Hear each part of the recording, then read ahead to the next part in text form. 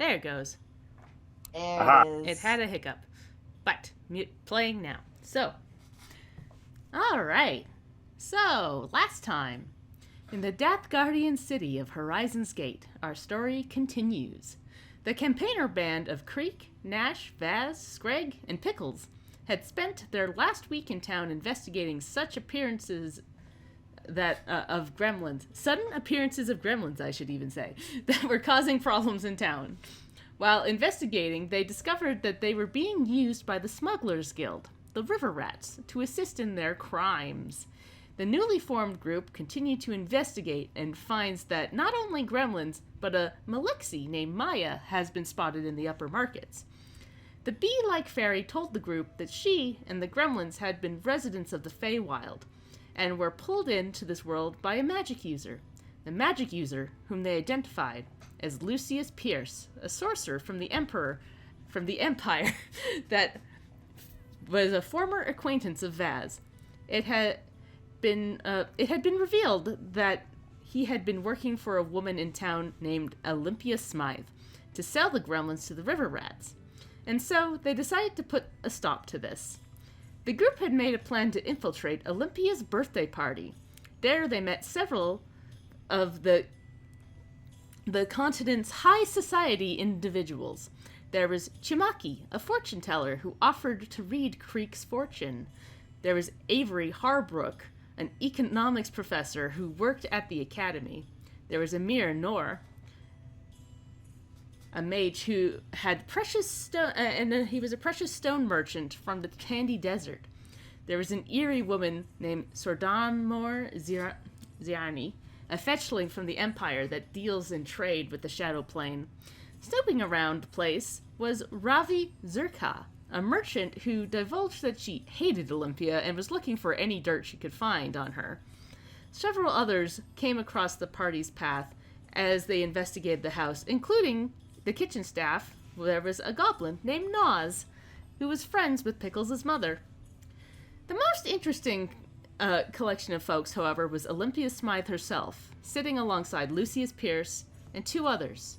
Eden Moore, the leader of the River Rats, and a mysterious young man with dark skin and stars in his hair, an imperial prince by the name of Pavo. This group made their way across the party and into the house's basement. Though, through some quick thinking, the group managed to convince the Hurricane Hawks, a rival campaigner group that was tasked with providing security for the party, to usher the guests out of the area. The party followed the villains into the basement and discovered Lucius had begun summoning new creatures to sell to Eden when the group arrived. On a dime, Olympia turned on Lucius to save face, pretending that he was summoning the creatures to attack her and ruin the party. Lucius was flabbergasted, but tried to send his summoned creatures against the party. The party defeated the strange fey beasts, and with the arrival of the Hurricane Hawks, Lucius was arrested. As the evening came to the end, the party left with the knowledge that Lucius was behind bars, but Olympia still walked free. While discussing their current position in the tavern, the academy professor, Cartavaska, walked in to tell them that she received a ping on her machine that locates tears between worlds. She said she investigated the area and discovered that tears had opened up where Lucius had used his magic to summon the fey creatures. Carter believed that something escaped through the tear, but into the garden, but was unsure of what it was. She mentioned that Olympia had put up some hired guards in the area. She tells the group that she can track the creature that escaped, but it would take some time, and asked them to see her later. As the evening pulls to a close, the party rests, and a new day is here. Now, I want to go into a bit of downtime, so to speak. The party is done, but you know that the festival on the the Sunday, the Parade of Cats, a festival held in honor of Vilgard, the god of commerce. You have 3 days. Over breakfast, you can discuss what you want to do, and then from the next 3 days, you can individually do a downtime activity and a zoomed-in scene. Who would like to go first? Or we want to discuss things over breakfast first, I guess. Quickly, just for my note keeping, for my spells, did we I don't think we took a rest last time, or did we take the rest? Do you have spell slots? Okay, so we did take a rest. Okay, so I would have incremented my spells that I failed to do. Yes. Yeah, I was gonna say, is it the next day now? Yes, it's the next morning? day. Yeah. We ended on you guys talking over dinner and then went to bed. Yeah, I assumed we took a long rest. Yes. Yeah. I think we long rested at the end of the last session, but I deleted the chat logs because apparently, for those of you that use Foundry, you should be deleting the chat log every so often. It causes problems. Oh, from all the memory. Yeah, it clogs it up and makes it run slow. I learned that last night.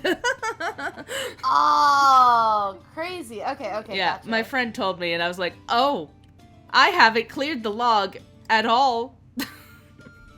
Oh. Haha. Oops. Unfortunately, that explains quite a bit.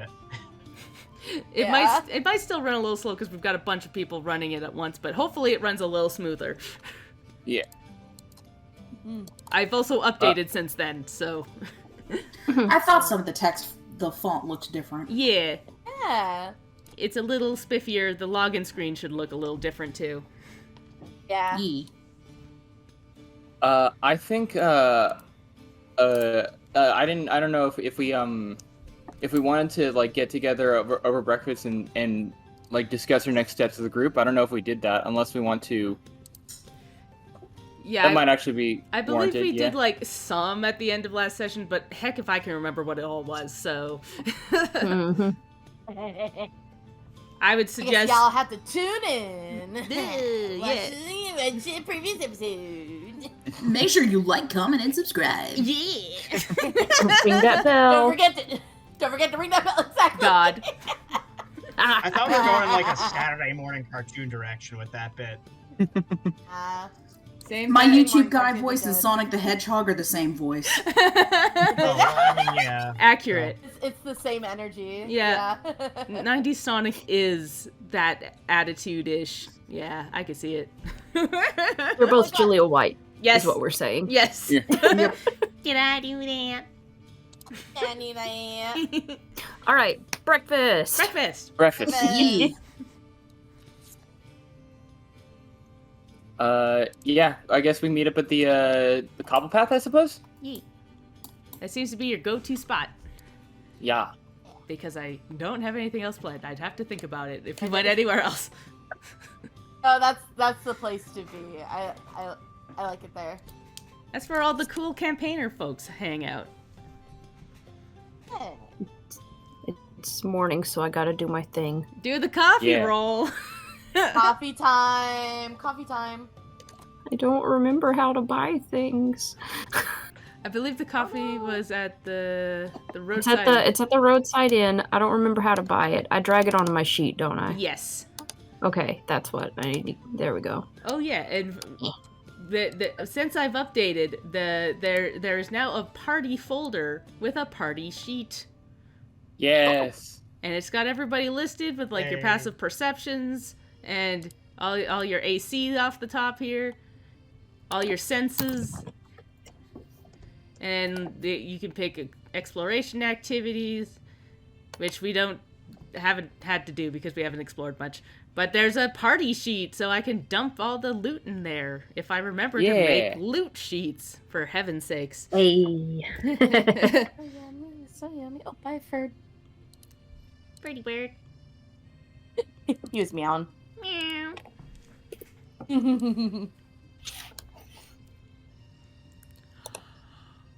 Pickles is definitely going to be like kind of looking over his notes and all of his stuff this morning and just kind of reviewing what we all have so far. Until everybody kind of shuffles in and he definitely will initiate the conversation unless anybody else has anything they wanted to do. Foist. I know Nash is doing his coffee.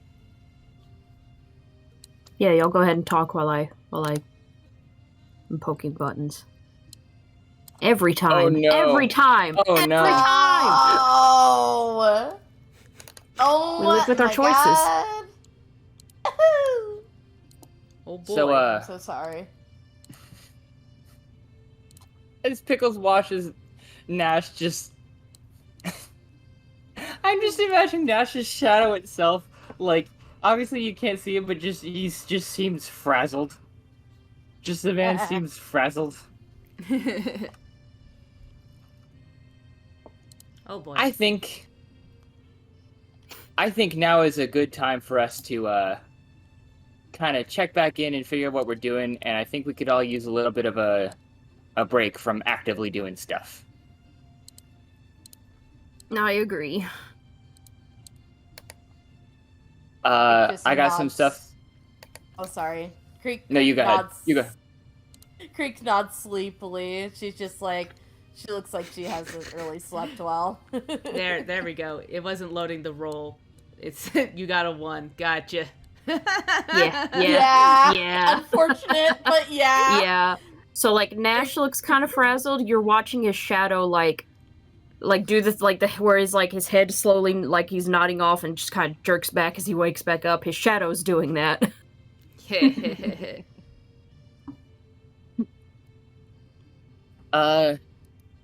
This is not for anything. I just wanted to check to make sure the dice roller is working for me. I was gonna say, is it lagging? Yeah, there it goes.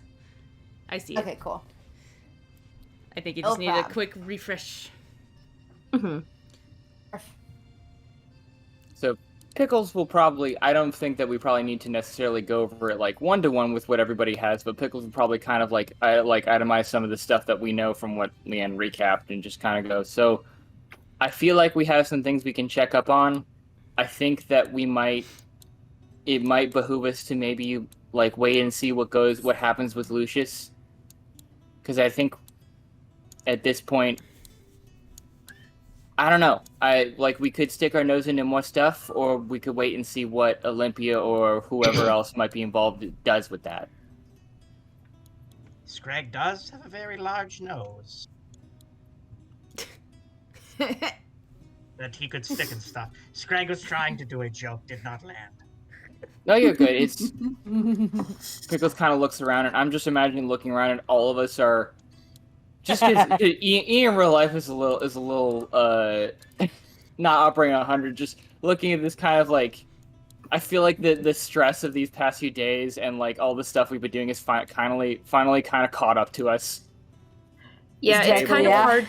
It's kind of hard to tell by Nash's silhouette, but you still kind of get the vibe of disheveled. The outline we remember so fondly is not as clean. Yeah, I think I have some things I want to check into. Maybe we take some time. Obviously we should still check in, but maybe we take some time and work on some stuff. See if we can prep any leads that we have. Yes, as far as the Lucius front goes, I think it may, as you said, behoove us to give those developments time to develop, as it were, before we seek any more information.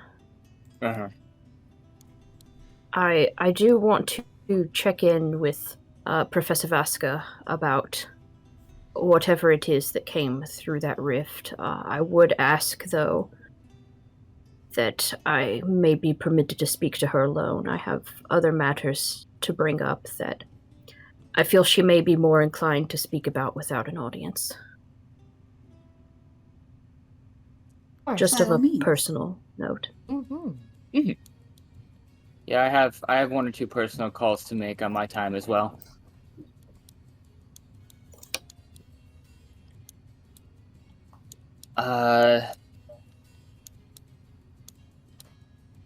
Yeah, I'm planning on probably, well, honestly, I need to do some research on the, both the infrastructure around here and where I might be able to secure new sources of information and magics, because, I don't feel like Ebis is the best person to go to right now.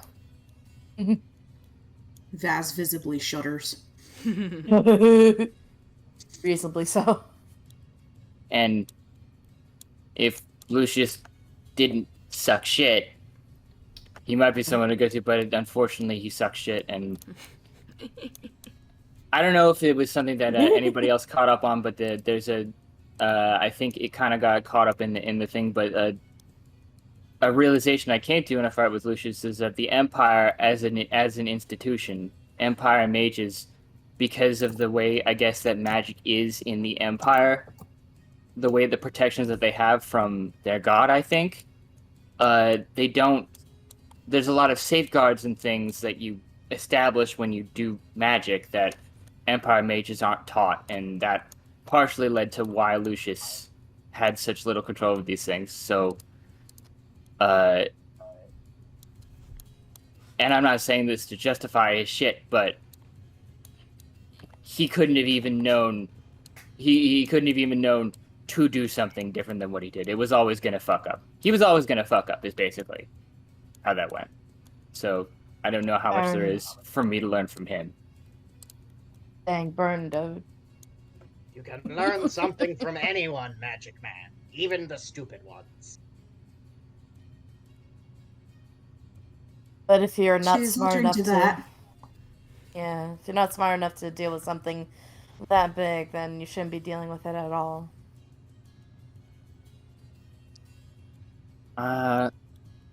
I'm probably gonna spend some time, I think, in the library, seeing if I can maybe earn a little bit of cash into Goodwill, because I think they don't like me. So, Last time. but that's what I'm probably gonna be doing. If we maybe just like we kind of go that way for a few days, and then if we need to meet up and decide to start doing stuff, we can do that.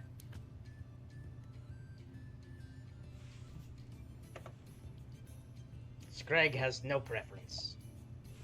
Sounds good. Okay. Hmm.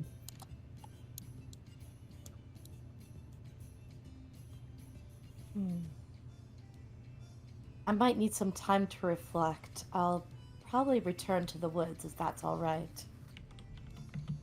Ooh, the woods. Yes. I find it more calming and clears my head a little bit more than this noisy city. May Scrag come, or is Scrag too noisy? No. You're always welcome, Scrag.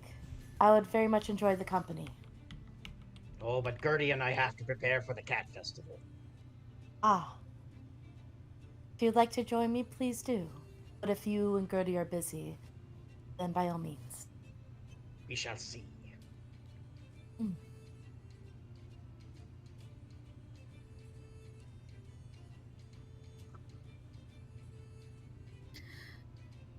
Well, I, for one, would like to know more about the reputation of this prince we might find ourselves at the opposite end of a sword from.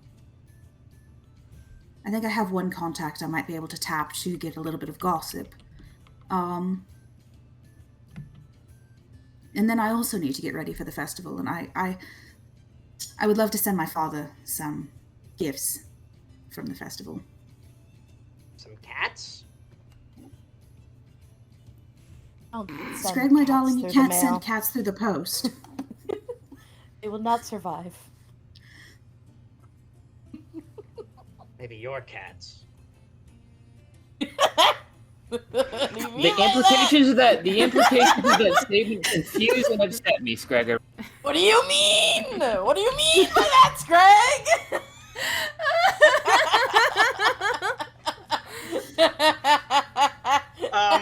You get the feeling Scrag is not entirely sure what the word cat means. That's He great. thinks it just refers to pet.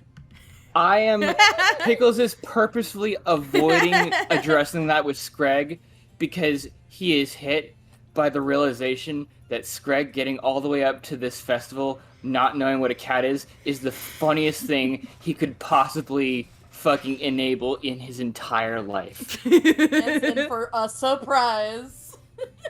Anyways, I wouldn't because Mother is allergic. Understandable.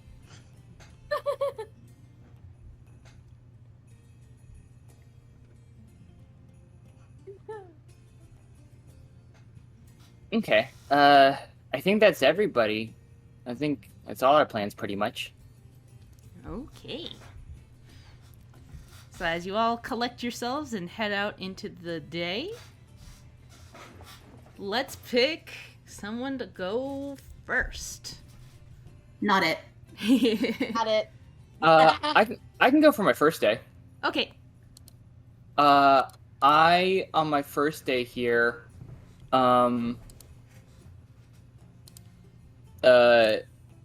will say just for Sarah's benefit, I want to take Bastard with me for what I want to do on my second day.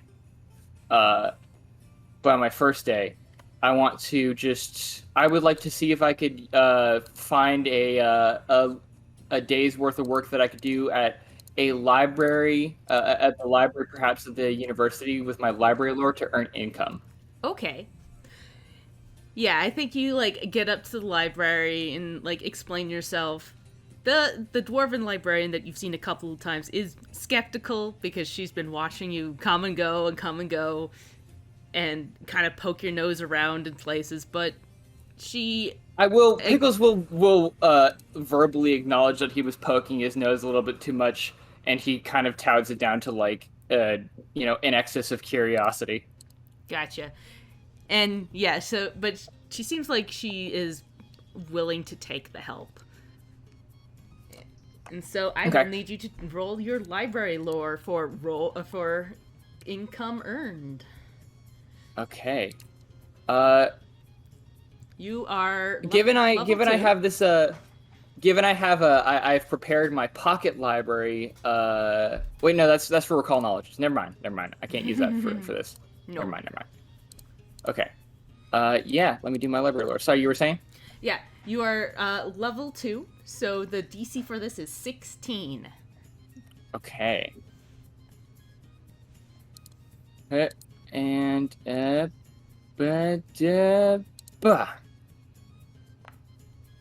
12. Do I have a hero point? Yes, everybody should have a hero point because it is start of a new session. I think I'm gonna save that. I don't want to hero point on that.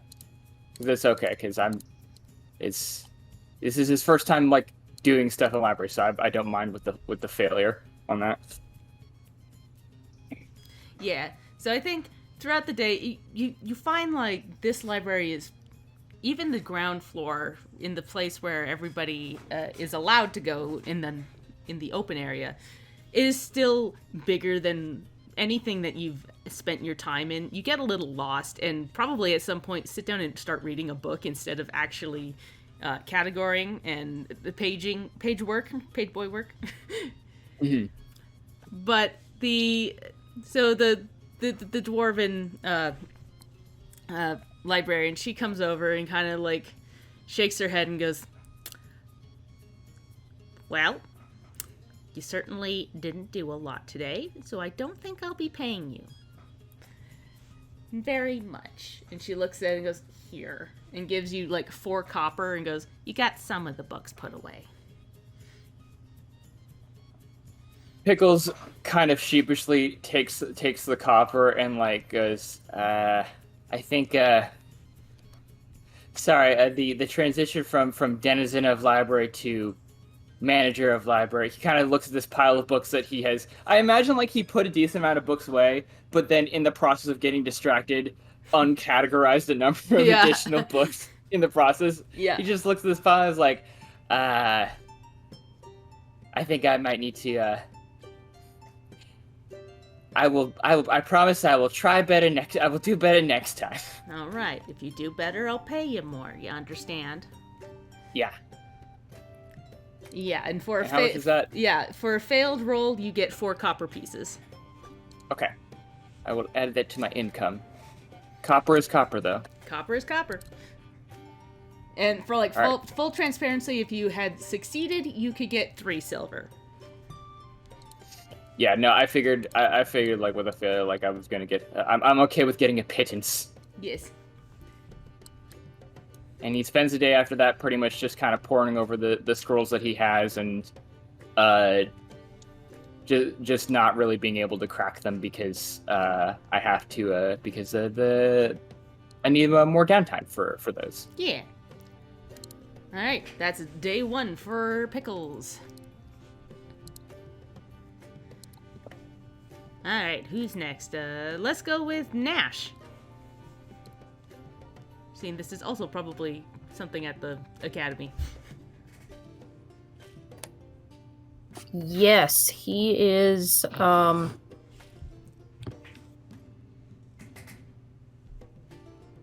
I'm sorry, my mind just like completely blue screened. Yeah, all good. Let me get my notepad. Yeah, once he's done being stupefied for an hour, Yeah. Is that hangover? Because have I ever not rolled a 1 for that? I I don't think so. It's very funny. I think you've I think you've rolled incredible. mostly failures for this, but I know I've failed every single time. I know I've failed every single time. Listener, if you want to dispute that, timestamp it. yeah. Show me, prove it. You can't. But I know I've rolled multiple ones for it now at this point, if not all of them. Also, I'm technically supposed to roll to end my addiction after a week. I volunteer not to do that. I fail that. Yeah. We're gonna keep it going. It's too funny not it's to. Funny. Yeah, it's funny. I have to put the chat away. I keep looking at that bright red 5. Okay. Yes, heading to the academy. I'm gonna ask a very stupid question because you've probably already answered this very clearly multiple times. Once again, listener, don't judge me. Life is hard. How many days of downtime are we going through? We are going through 3 because the party was 3. on, Okay. Yeah, the party was on Wednesday. This is Thursday. We got Friday and Saturday, and then the parade of cats is on Sunday. And if it was on Saturday before, no, it wasn't.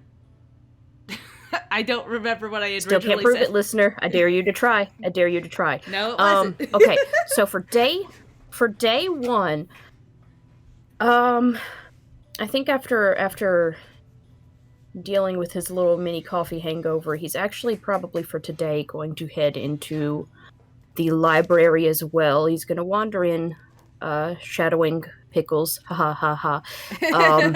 But then veer off to do a little research of his own. He's got little Barry the Bat stashed away under the collar of his coat, and he is going to see what kind of information he can find about different fey creatures is where he's going to focus his search. What different kind of fey creatures he can find, and if something happens to resemble or indicate that it might be similar to Barry.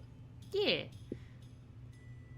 roll me some kind of knowledge roll on that. It's Fey, so maybe Arcana? Okay. Wait, if he's in the library, can I? This might be crazy because I'm doing my own thing. If I can't, that's totally okay. But I do have my share lore. Could I cast share lore on him to help him with this?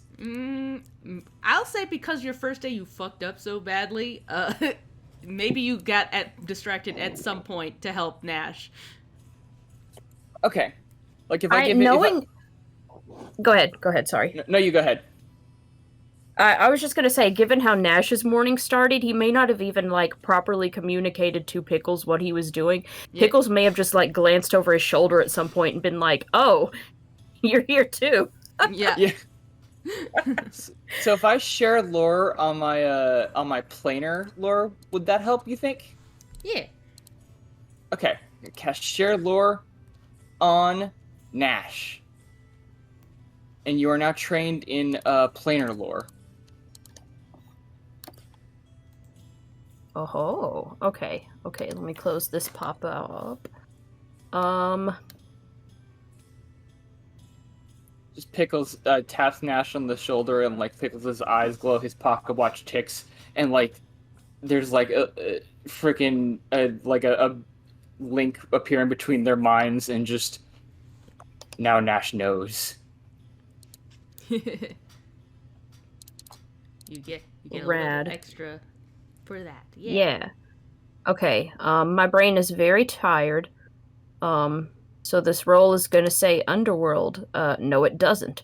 It's not what it is. It's just the exact same number Yes. as what this is gonna be. So So 16.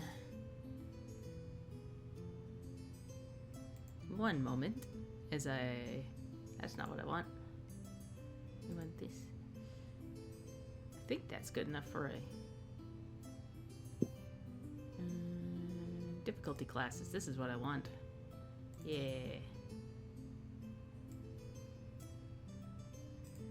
I think because it is a lore skill, it is a little easier. And with the extra... Oh yeah, that is a pass.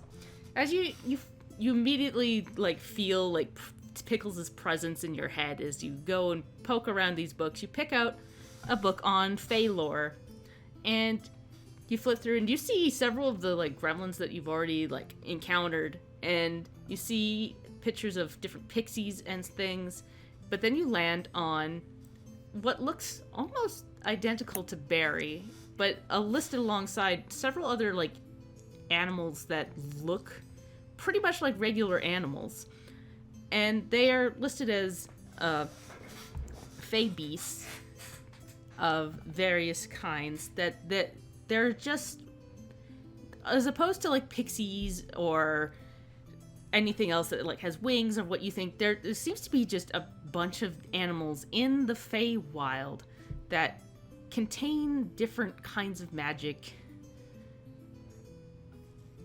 They can take on the appearances of like owls or other animals, and like you see one that looks uncannily like Bastard. Just a badger. And often they are summoned as familiars.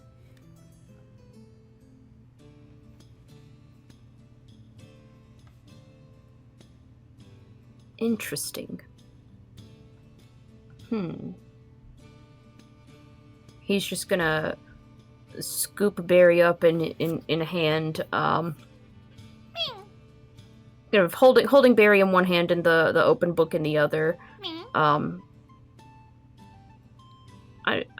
certainly you can't answer me, I know, but you raised many questions now, my friend. You clearly were in the wrong place at the wrong time, but now the question is why?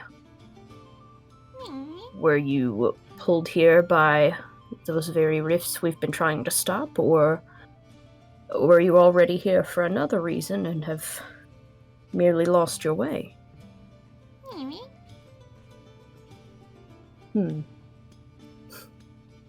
Well, we must simply keep looking then, won't we?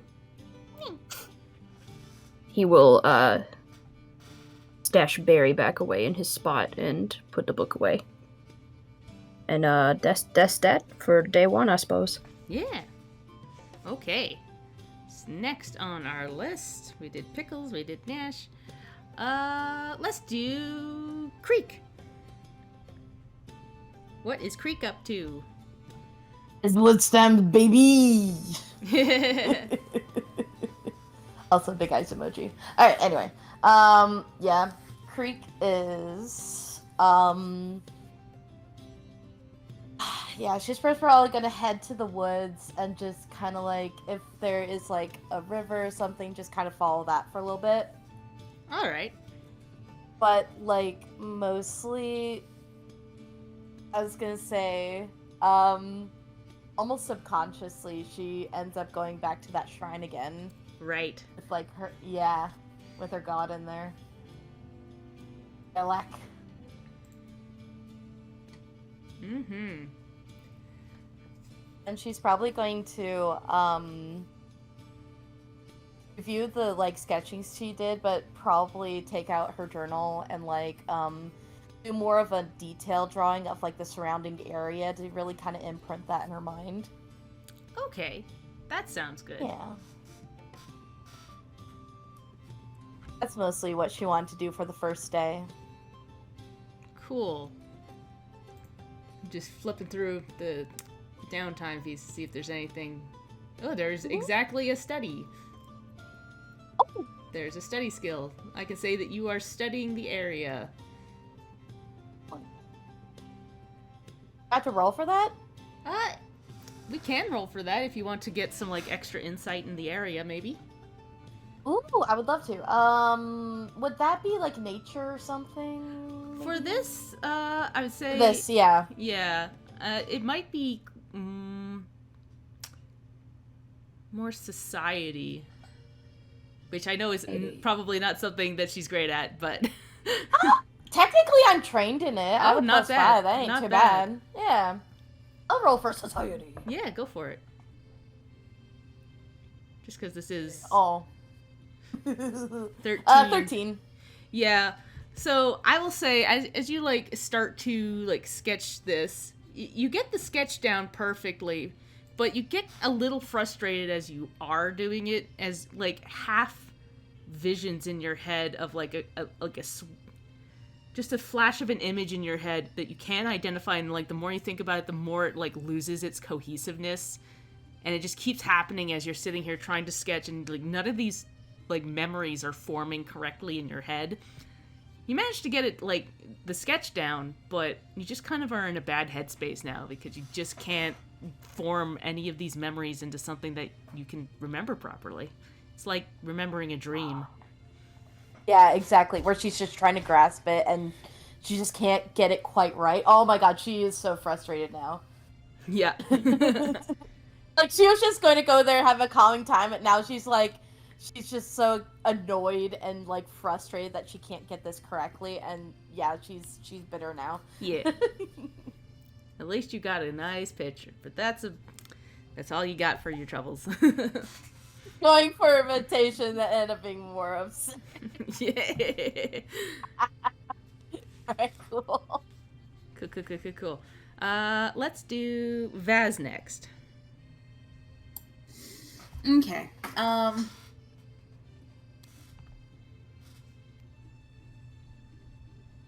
trying to think of how to phrase this because there are technically, just from thinking about how much time is in a day, there are technically 3 things I would like to do, but 2 of them are tied together and they don't necessarily involve a roll. Okay. She would like to go to a shop, and I would also like to create lore with you. To pick up something that's like a platonic token, that it's like you give someone, like in society, like how it used to be, like you give someone a handkerchief as like a romantic token. Just something as like a platonic token, like a coin necklace or something. Ooh.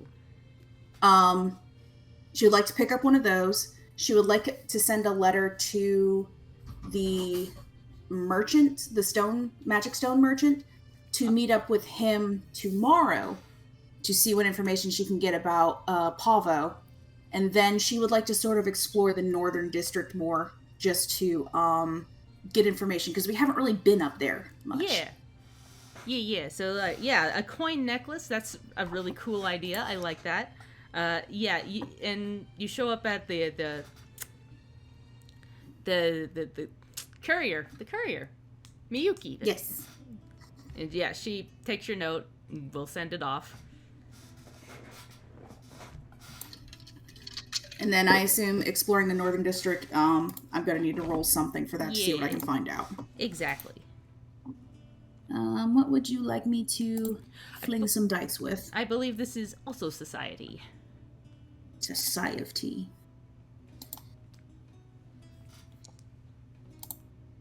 Yeah, bud. All right, 21. That's real good. So yeah, you are like a fish to water. You have been in like high society your whole life, so you know exactly where to go, and you like hit up a coffee shop that is full of like nobles flitting about. It's the hip new thing to have coffee all the time. But theirs is not the same, like, blood-eye coffee that Nash has been drinking. These are the fancy coffees with, like, pumpkin in it and... Pumpkin spice latte, baby! Yeah, it is, like, springtime in Dathgard, but everybody still is drinking pumpkin spice because it's new to them. And it's like, usually the pumpkins are only in fall, but lately there's been, you overhear people talking about these refrigeration runes that have been keeping the pumpkins fresh throughout the time. And so you also get the feeling that this is not accessible in the lower wards. There are no pumpkin spice lattes down there. That's a crime. Everyone deserves PSL. Yeah. But you hear the gossip around, poking around, that people were talking about Olympia's party, and some people have been, wondering what happened to Lucius. It appears like that the news that he's been arrested has not circulated too far. Okay, that is good to know, at least. And heading around, you do, spot a couple of the big houses. And you see a particularly huge one that's almost, castle-like. Has a big tower in it. With, a big gate with large stone horses out front. And kind of glancing at it, you see that it is it has a big stone, nameplate basically up the front that says Farbridge.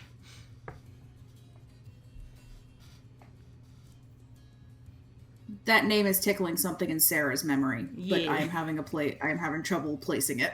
All good. This is something that Vaz would know, because this happened literally either yesterday or the day before, when you were down in the catacombs.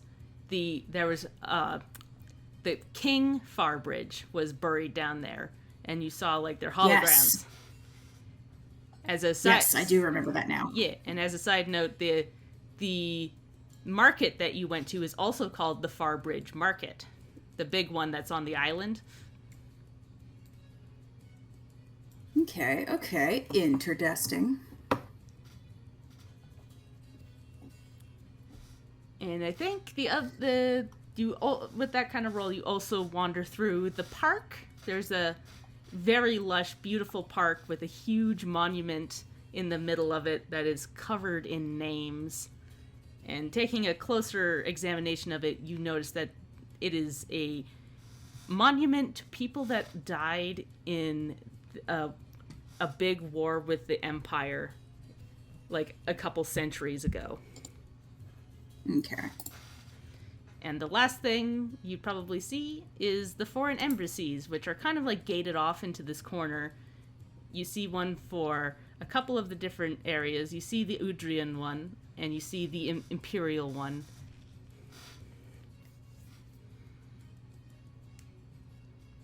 Okay. And how much money is is the pumpkin spice latte, the necklace, and the courier service going to cost me? I think the courier service probably, that's in town, so I'd say probably about 5 silver for that. The necklace, I would say, is about probably 2 gold. And the pumpkin spice Gotcha. latte is probably absorbently priced at a gold. Because it is the fancy coffee place. Wee-hee.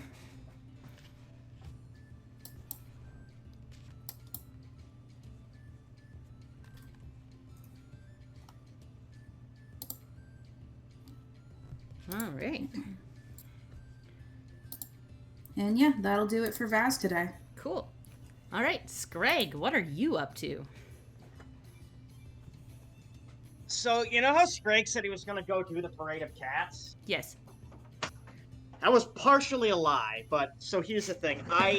There is something I got the idea to do, but I don't know if it's fair to spring it on you, Leanne. No. Is there a way I can, DM it to you? I mean, yes, you could DM it. I just have to pull up my Discord because I have a bunch of things open. Got my notes, and I got my map, and I got my OBS, and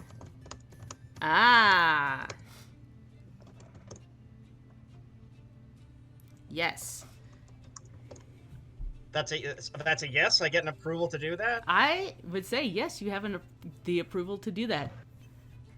Okay, Scrag is going to, the moment he like gets out of view of the party, become like grimly serious, and is going to begin trying to investigate and find clues as to the whereabouts of the leader of the river rats. Interesting. Do you have underworld lore? That's a good. I don't think I do. No, I think only Nash has that currently. If you don't, then I think this is a society role. I was actually going to ask, because Scrag used to be down there with the... Oh, I should take a long rest. Yes, make sure you have a long rest. Where's the long rest button? It should be like a little bed on your character sheet. Oh, here it is.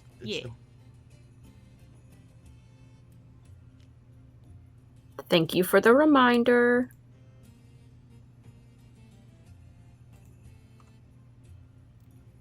Okay.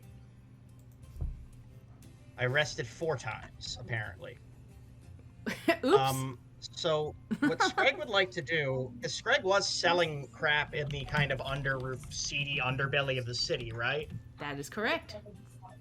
So Scrag would have some connections there, maybe? He would know a few people. I don't know how willing they would be to share information. We might need to roll Would I for be that. able to make a diplomacy check instead of a society check? Because I am yes. trained in diplomacy. Yes. I'd say yes, because you Okay. you know where to go. You just have to ask, I suppose, once you're there. I think society would be more to find out where to go to ask. That's a 23. Holy guacamole. Bum, bum, ba-dum, bum, bum. For your level, that is still not quite a crit, but it is pretty dang good. So Scrag is very much skulking around. Probably has like a cowl on at this point, as though that's going to disguise the identity of like a 6'2" lizard man. Yeah. And his giant raptor chicken thing.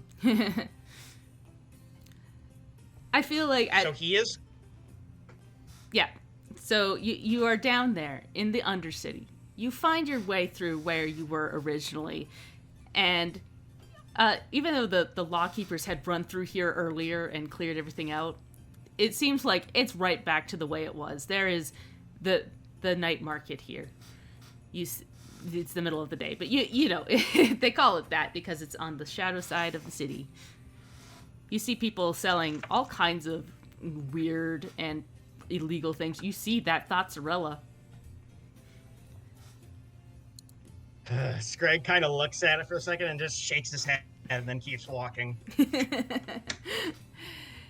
But throughout the day, Scrag. you take your time to quietly discuss with folks around here, finding just the right way to say what you need to say, and you learn that not everybody down here is part of the Smugglers Guild, but a lot seem to be. There are some down here that are part of the Thieves Guild, which you now know the name of being the Red Hands. They also make reference to another shadow guild called Silence Edge, but you don't see anybody from there. Sorry, so I'm cutting out a bit because my net is terrible. Oh no, I'm sorry. Could you just repeat the names of the spooky guilds? Yeah, the Spooky Guild. We've got the Red Hands, which from poking around you gather that the Red Hands are a thieves guild, and they sometimes fence to the river rats.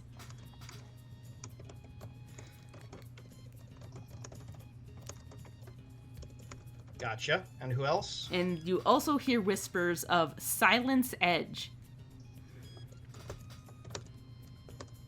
That sounds... do I have any idea what that is? You're poking around, you get the very striking indication that these are assassins, and that they are difficult to get a hold of, even from the Undercity. And the last one? That's it. Okay. Sorry, I thought there was a third one for some reason. Well, the first one is the River Rats, but you know about them. Yes. And okay. you hear... And... Yeah. Oh, sorry. But yeah, you hear Keep about going. these two other guilds, and while poking around down here, you hear whispers of Eden's, like, very scary leadership.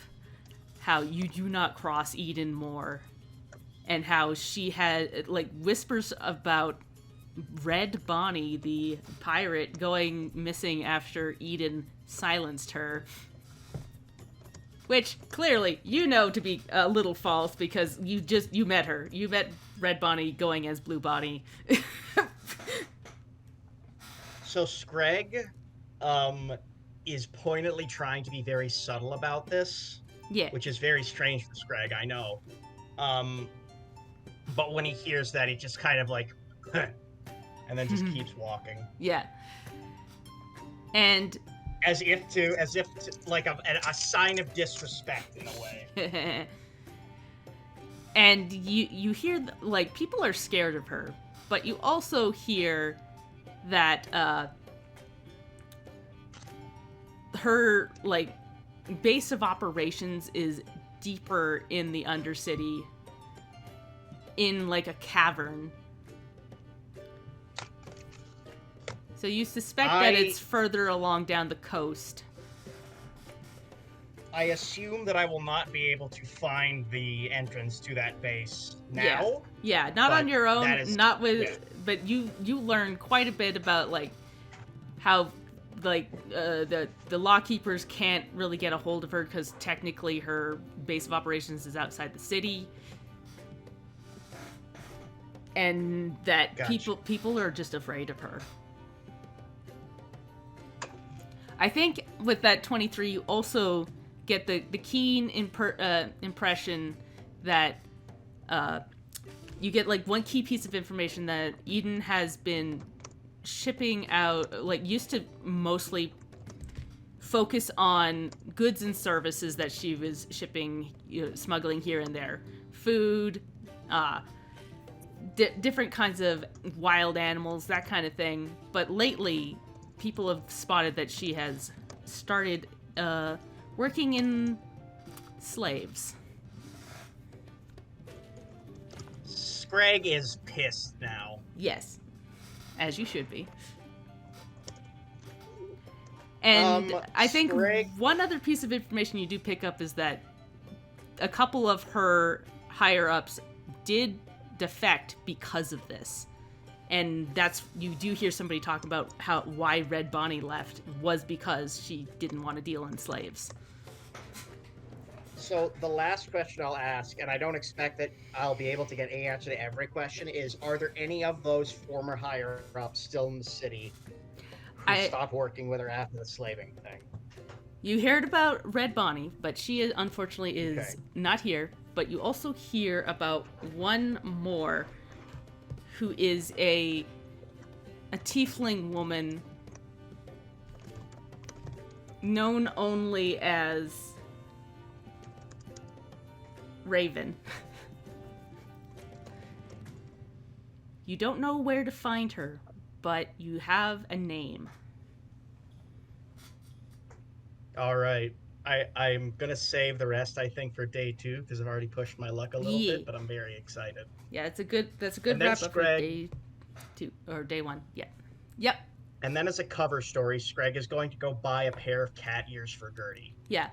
I will say, like, as you come out, you do see that people have started setting up a couple of, like, merchant stalls on the main route here with pre-sales of cat festival stuff, and you do find some cat ears that fit gently onto Gertie's little head. Awesome. How much do they cost? They cost about 2 copper. Cool. 2 copper. I don't know how to add cat ears to my sheet or Gertie's sheet. You should be able to add new item. I can always just add it. 1 second. We'll put that. I'm adding this under treasure, obviously. Obviously. Treasure plus new treasure. And we're going to edit that new treasure to say... Oh, I added it. Don't worry. Okay, you got it? Yeah. Cool. It's on Gertie's sheet, not mine. Ah, that makes sense. All right. Did we do everybody? I think we got everybody.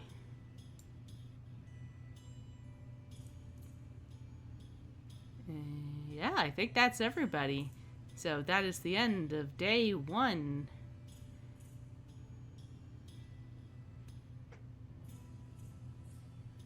Advance to dusk. Ooh. Greg will not stand for this discrimination Nighttime against not cats. and against not cats. Yes, Greg is pretending like he just learned what a cat is.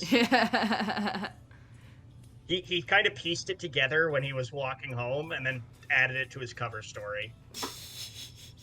All right. Nice. That's a rest we can take, right? That is a rest you can take. Woo. Cool. Nap time.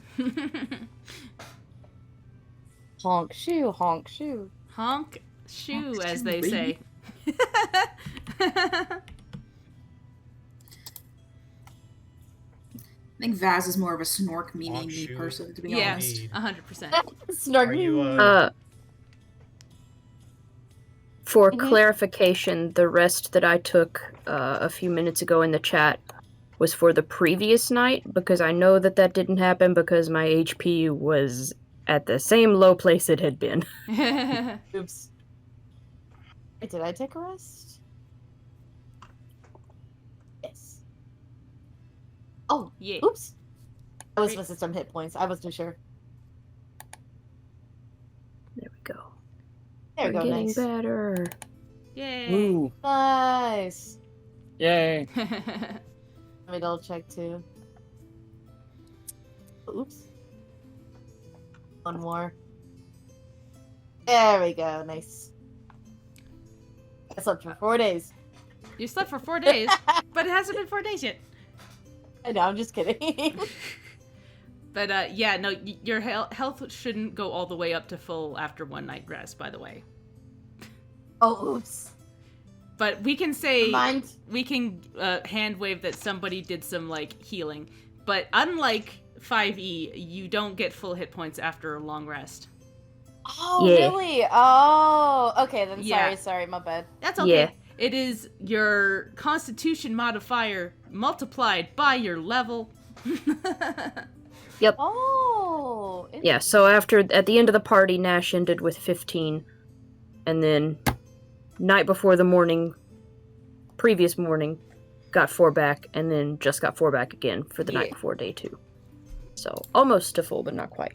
But as this is like a downtime thing, I can say that at least one of the nights, maybe Nash patched you up one day. Alright, Yeah. thanks. My bad. All good. But yeah, I was like, why? I forget why it all the time, too. Yeah. It's easy to forget because 5e makes it so easy, and this tries to make it a little Yeah. crunchier. And like, hey, you can't But it heal makes- from being yeah. like your leg getting cut open in one day. It's just not possible. I'm built different. It's not. Oops, all better. No, yeah, that makes more sense. Yeah. It's not quite as nasty as like I've played some other games where healing is really hard. Leanne, I need a restock of my fix. Yeah. Is he out of coffee? He is. Yes. And I don't She's want to got be an addiction. fatigued for a week. Give me my coffee. God, that's a mood. I was gonna say, it technically a week, but really since I volunteered to fail that save, it's fatigued until I get my coffee. Yes. Nash literally said, "Do not talk to me until I've had my coffee. Equipment. Yep. We want some blood-eye coffee. Do not interact before I had my coffee." Let me just. Does that make Creek the do not talk to me until I've eaten this cup? Yes. Yeah. Yeah. Exactly. We'll give him like 20 of these, and then we won't have to worry about it for 20 more days.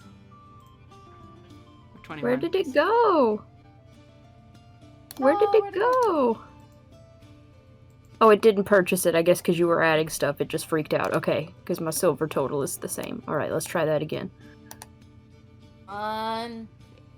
It says you don't have any coins. That's weird. Why are you doing this, machine? No, I have 33 of them. I was like, did it lose I'm looking at 'em right now. Sheldon's money again? Wait a minute. Let's have a look at your sheet. Oh, I'm stupid. I'm looking at his gold. His, not mine. I very well might be broke. All right, cool. I'm fatigued. Let's have a look at your sheet. If you want to. Yeah, I have 1 penny. Oh my goodness. Which, Please. okay, it's done the thing again where even though my gold is 0, gold is still there, but silver is just gone. I don't know why it's doing that, but this time I believe I have spent it all. Yeah, because I didn't have think that you much have. to begin with this time. Yeah. Yeah, so yeah, I'm fatigued. Unless somebody loans you some money. I can loan you some money. How much is the coffee? Oh yeah, I see it in the chat now. I had my windows, like, overlapping where I could drag onto my character sheet and I couldn't see what was happening in the chat. Yeah. I have no money. It's a short. Yeah, the coffee is... Coffee. It is 5 silver It's pieces. 5 silver. Yes. So no one feel the need to feed my expensive addiction. Nash just looks very tired. Open up the menu again for buying stuff. If you double-click on the roadside inn fellow, the guy There it is. our buddy here. I drag it into. How do I put it into Nash's inventory? So here's a cool thing you can do now that we've upgraded. If you go to the actors tab, the little person, click on that. There should be like a box that says party, the party specifically. There's a little piece of paper next to it. If you open that up, we got a party sheet. If you go over to stash, you can drop items into there, and then somebody else can take them. Nice. Okay, I'll do that. Alrighty. Here we go. Purchase 1 coffee in the stash. Hopefully it went into this. Consumables? Yeah. Should be consumables on yours. And then I think if you just drag it onto the sheet, it's going to automatically sort it where it belongs. Gotcha. What I did. Oh, I see. The party sheet doesn't have any money, so it was trying to spend money. Oh, so it's like you don't have money. Oh, okay, yeah. You're probably going to have to buy it and put it on your sheet, and then drag it to the party sheet from your sheet. Okay. Yeah. Got it. Because I haven't put any money into the party communal fund. Everybody just has their own. There it is. Our reloadable visa is empty. Yes. But yes, now there is a coffee. $2. There you go. All right, let's try again. Thank you. Yay. Got it. My expensive addiction. Oops.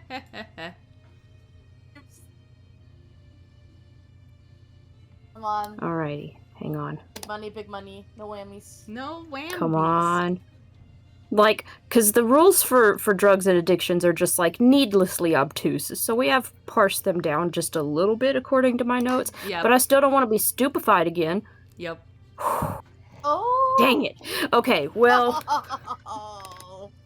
At least it wasn't one. Remember that time It wasn't a Greg 1. did the cinnamon challenge with cocaine? Yeah. Good lord. Yeah. Let me see, because, like... Okay, here's the other thing about Blood Eye Coffee that doesn't make any sense to me. Okay, so, like, drug effects. If I pass the save, I don't get any of them, correct? Yes. Okay, so then if I just normally fail the save, I get stage 1. Yeah. Which, stage 1 of, like, Blood Eye Coffee is, like, kind of sick. Yeah, it's pretty good. Yeah, so it's like, it's this weird, you kind of want to fail it, but not to the extent that I've been failing it. Yeah, you don't want the 1. Yeah. Yeah. Cool. So I'm rad for the next 10 minutes. All right. I'm sick as fuck. Okay. So before we get started on day 2, I'm gonna stop the recording and restart it. Yeah. Sounds good. So, we're rolling into day 2. This is the Friday. And I think we'll just go in the same order we did last time. So, Pickles, you're up first. I actually have a. This is I wanted this to be my deep dive day. So if we want to do Creek's thing first, so she can get through. We can skip around then because Katie, you got a Thanks. ditch. So Creek, God. I'm so sorry, but yeah, Creek, let's do you first. Thank you. No worries. Thanks, guys.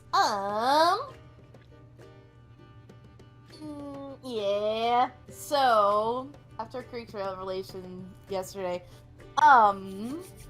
and because of things, she's actually gonna visit Elvis, if that's okay. Sorry, what? Elvis? Or Elvis? Elvis! Oh. That was spelled Elvis. Like E-L? Ebis. No, it's Elvis. Yeah, Elvis I'm is going to from visit Final Fantasy Elvis. 14.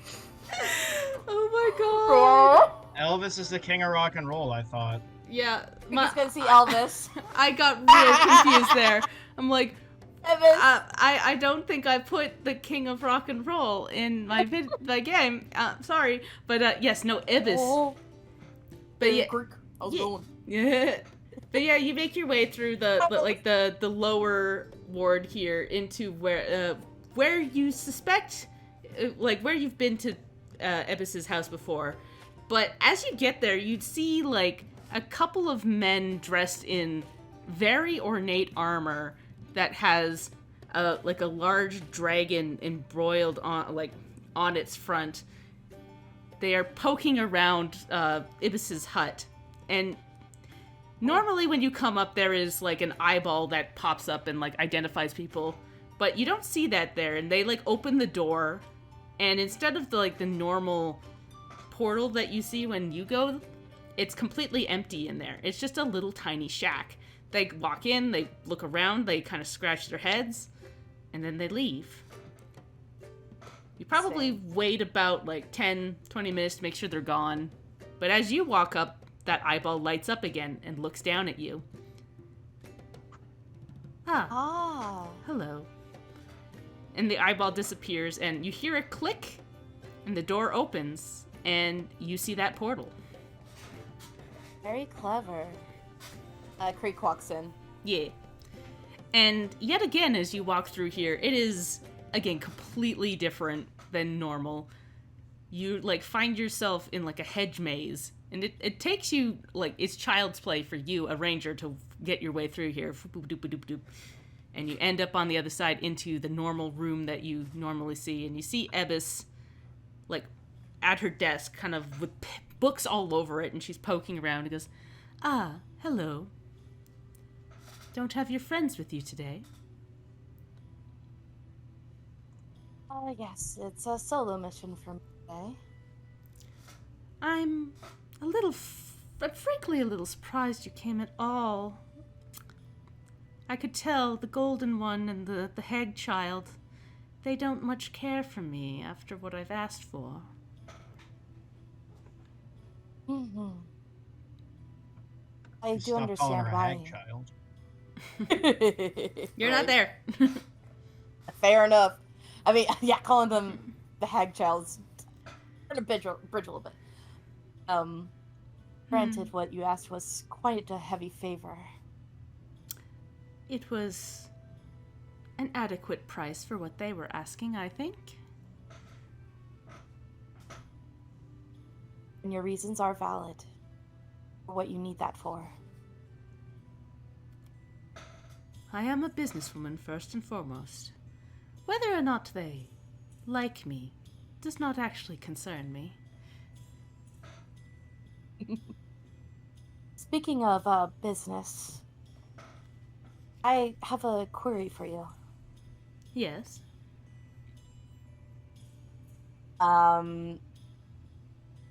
It looks just a little sheepish and just asks, I've been having trouble with my memory lately. I keep seeing things that have some familiarity, but seems so far away. Do you have anything that can help make that more clear for me? She kind of like puts her her cigarette holder, like kind of taps the side of her face as she looks you over. And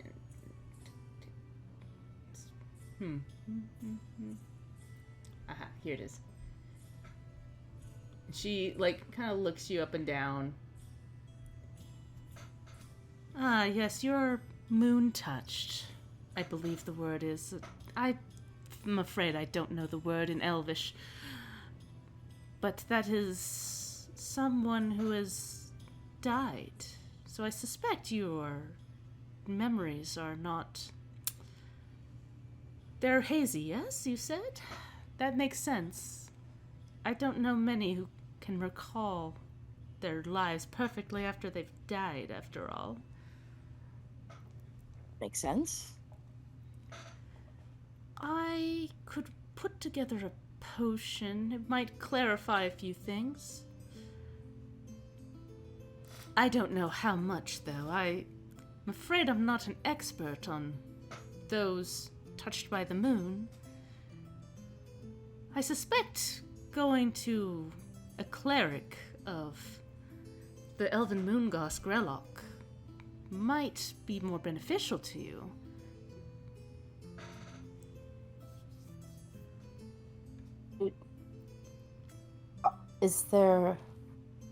Are there any clerics like that nearby? In town, I don't believe so. As most of those that worship the elven goddesses are in Savhalis, I suspect there is some in the Imperial Woods. However, they don't talk to outsiders, and the people in Savhalis have also raised their walls. I did hear that they are sending an ambassador next month, I believe.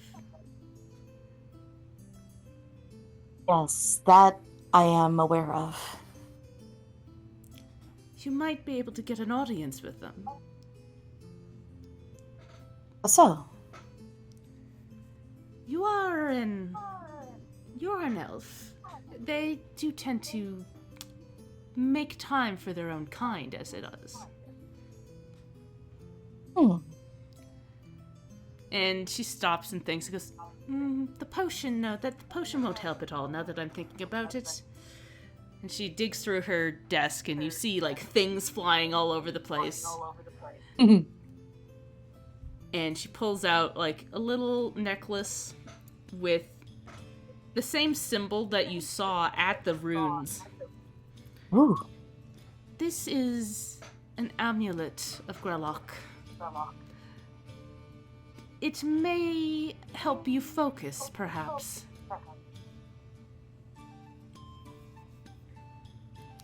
Now, what do you have to give me in exchange? That is the question, though.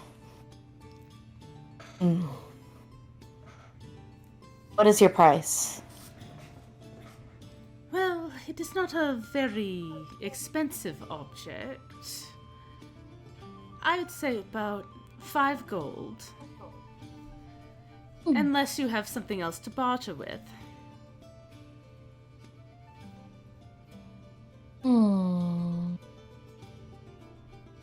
She like just kind of rummages through her cloak, and she like takes out twigs. She takes out nice shiny rocks. She takes out some gorb, She takes out a bit of like she has a robin egg in there. She's got like she got some mushrooms. My. She has a potpourri. Got potpourri. The potpourri. Yeah. Ah, quite the collection of junk.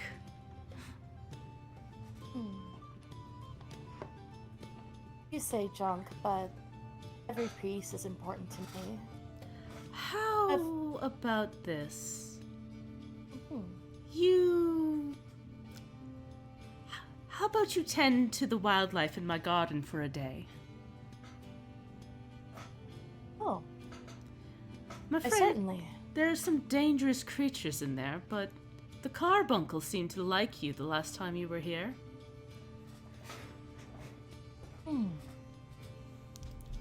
I would consider that equal exchange. Exchange for services. That I can do. She gathers up all of her junk back into her pockets. Excellent. This will be waiting for you when you're done your work. Agreed. Just lead the way. And yeah, she opens a door into that like big forested area that you first came through in here. And we'll say that that's where you spend the rest of the day. / probably grinding. the next day too, if you want. Because it sounds like you gotta leave. I'm sorry. Yeah, no, it's totally fine. No, that's perfect. She's just gonna be in her forest just grinding. Yeah. Doing the grind. Yeah. I think, yeah, for the first day, yeah, we can get you that amulet. I'll put it on your sheet later. And then for the second day, we might roll some earn income so you can get some money for it. Because she might want to, like, she'll, if you want to come back. So, yeah, roll me survival. Okay. Survival. Yes. Whoop. Oh! I'm doing a hero point time. Yeah, Oh, dear. I mean, now's the time to do it if you're leaving. Hero point moment, come on. Oh, there we go. Yeah, Oh, 21. So, yeah, you there we go. she gives you that necklace, and you come back like the next day. She's a little surprised but happy as she gives you, I think I said it was, you're trained, yes. So that is 3 silver. So we'll pop that on your sheet. Thank you. I'll go and add that. 3 silver? 3 silver. You can add that, and then I'll add the necklace. Amulet. Thank you. There it is. I will name it. Cool necklace for cool people.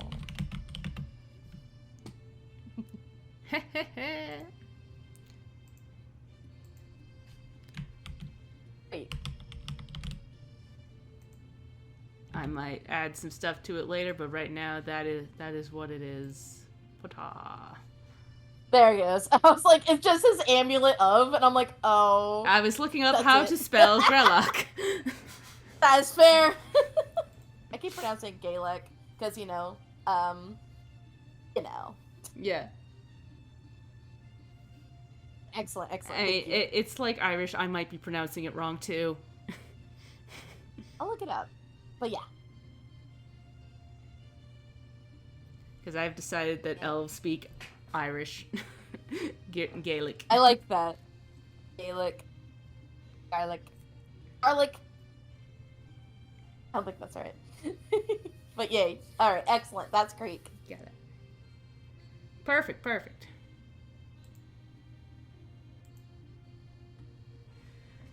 And so that wraps up the rest of your 2 days. So we will skip you on day 3. And now we'll circle back around to Pickles. Yeah. So, on day 2,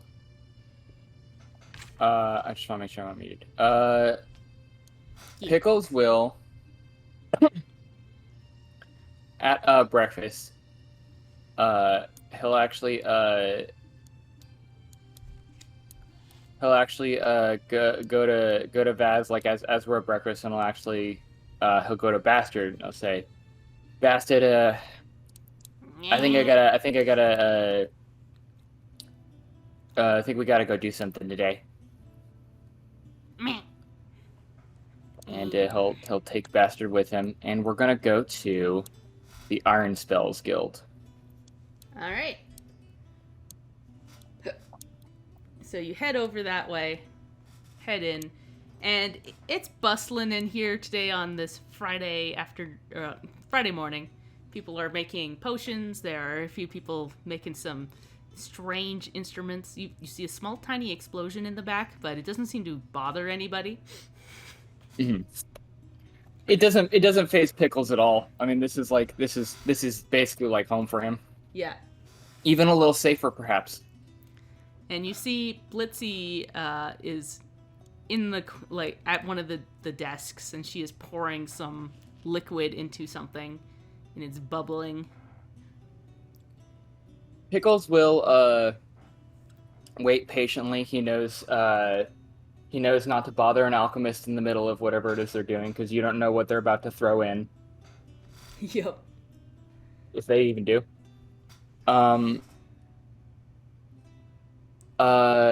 Yeah, actually, that's a note.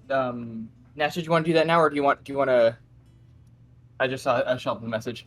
Oh, yeah, I'm not paying attention. I just put in chat that before Nash's thing, he would want to talk to Pickles like real quick, but we could very easily let Pickles do his thing and just kind of roll back because it would take like 2 seconds. Yeah. So I'm not worried about it right now. I'd actually prefer to do your combo first, just because depending on what goes on, it might inform what he does here.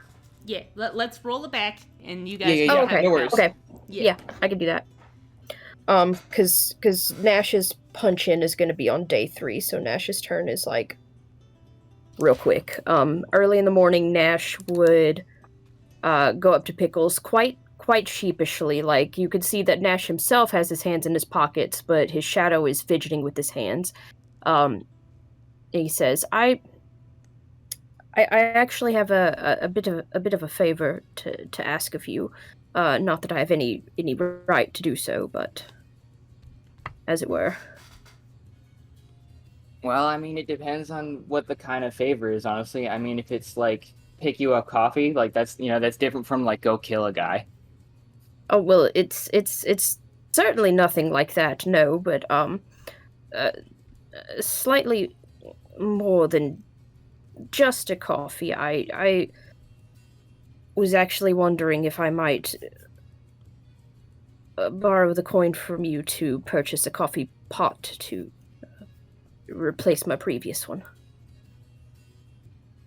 Well, how much would that run? Because Pickles will go into like his little his little bag, and he will kind of dig around, like he'll pick out like a piece of lint and like squint at it and like throw it away and like kind of shake it.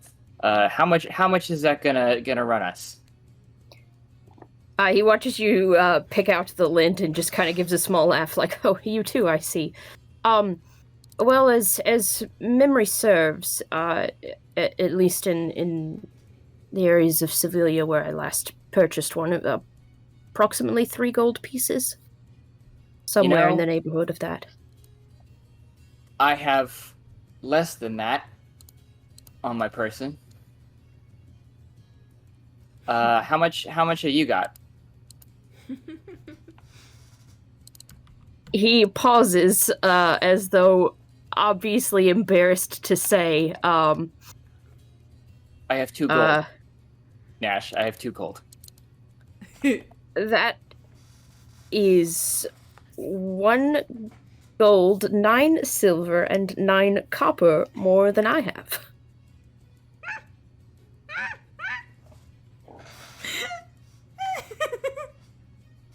You know, I didn't get into this thinking adventuring would be profitable.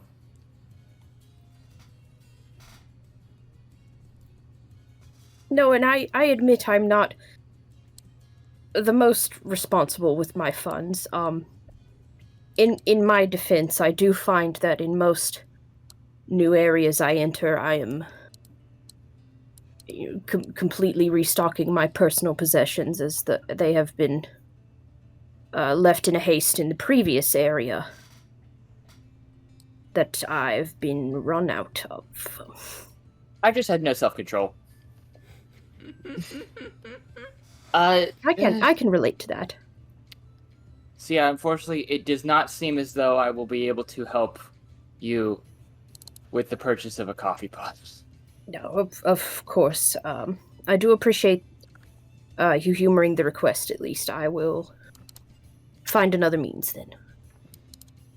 This is over breakfast, so I think that to Sarah's question, Vaz probably would have heard this. Yes. Is it okay if Vaz butts in? Yes. Go for it. It's great. Okay. Vaz will lean over and go, I do have an appointment this afternoon, but if you would like, I would be more than happy to go with you to purchase a coffee pot.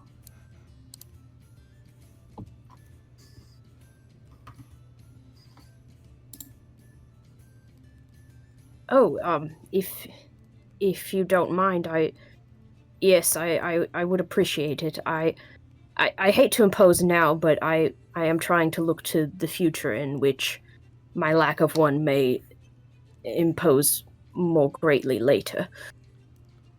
No, I don't mind at all. What are friends for? Oh, you can't Pickles see it, but actually- you can kind of tell in his eyes that he smiles at that. Pickles actually And when- kind of gets a faraway look when Vaz says that. And you can sort of see when Vaz says it, like, there's also a pin drop in her head as well.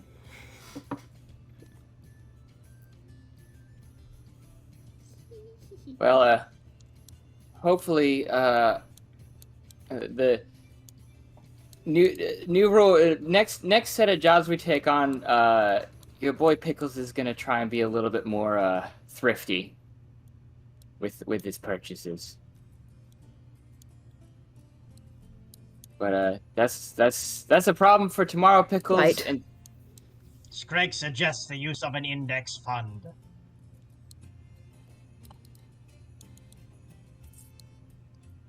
Nash raises a painted eyebrow at that and says nothing. Scrag has 36 gold. Good lord. Nash raises both painted eyebrows and says nothing. Pickles will not say anything. And like, I'm gonna go do. Would I'm you gonna like go run me my. to buy you the coffee machine? Well, Vaz just offered to buy him the coffee machine. Yeah, Vaz.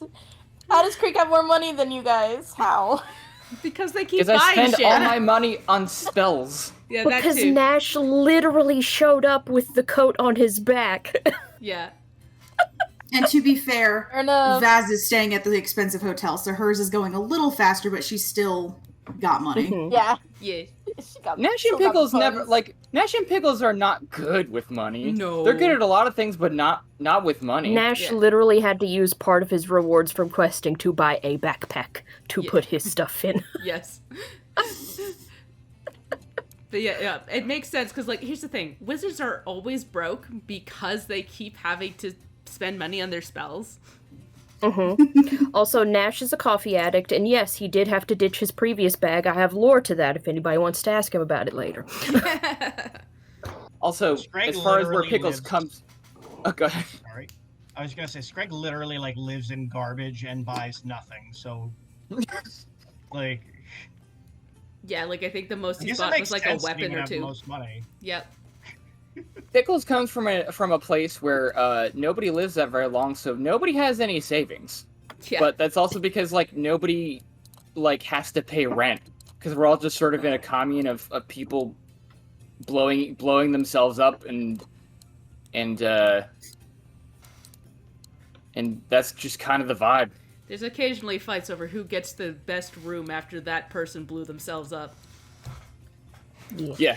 But beyond that, we just kind of vibe. Alright, for the sake of turns, we can let Pickles finish his, and then Nash can finish off his attached to Vaz, I think, is Yeah. the plan. Yeah. Let's do that. Yeah, okay. Okay. So yeah. Zooming back into the Iron Spells Guild. Yeah. Flash forward. We're back in the Iron Spells Guild. Blitzy is making Yeah. her thing. She pours And something Pickles will- else. Good, sorry. Yeah, she pours something else into there and it changes color and she just kind of watches it for a second and then she like flicks her eyes up and notices you and then kind of you can visibly see a little frown on her face as she like pretends not to see you as she watches it some more. And as it settles down, she finally like rolls her eyes and gets up and walks over. Where's my mustard?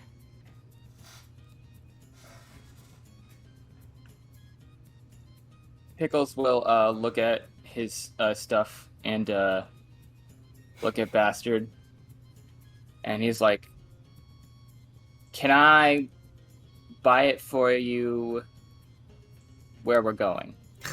I told that friend of yours to bring me mustard if you were coming.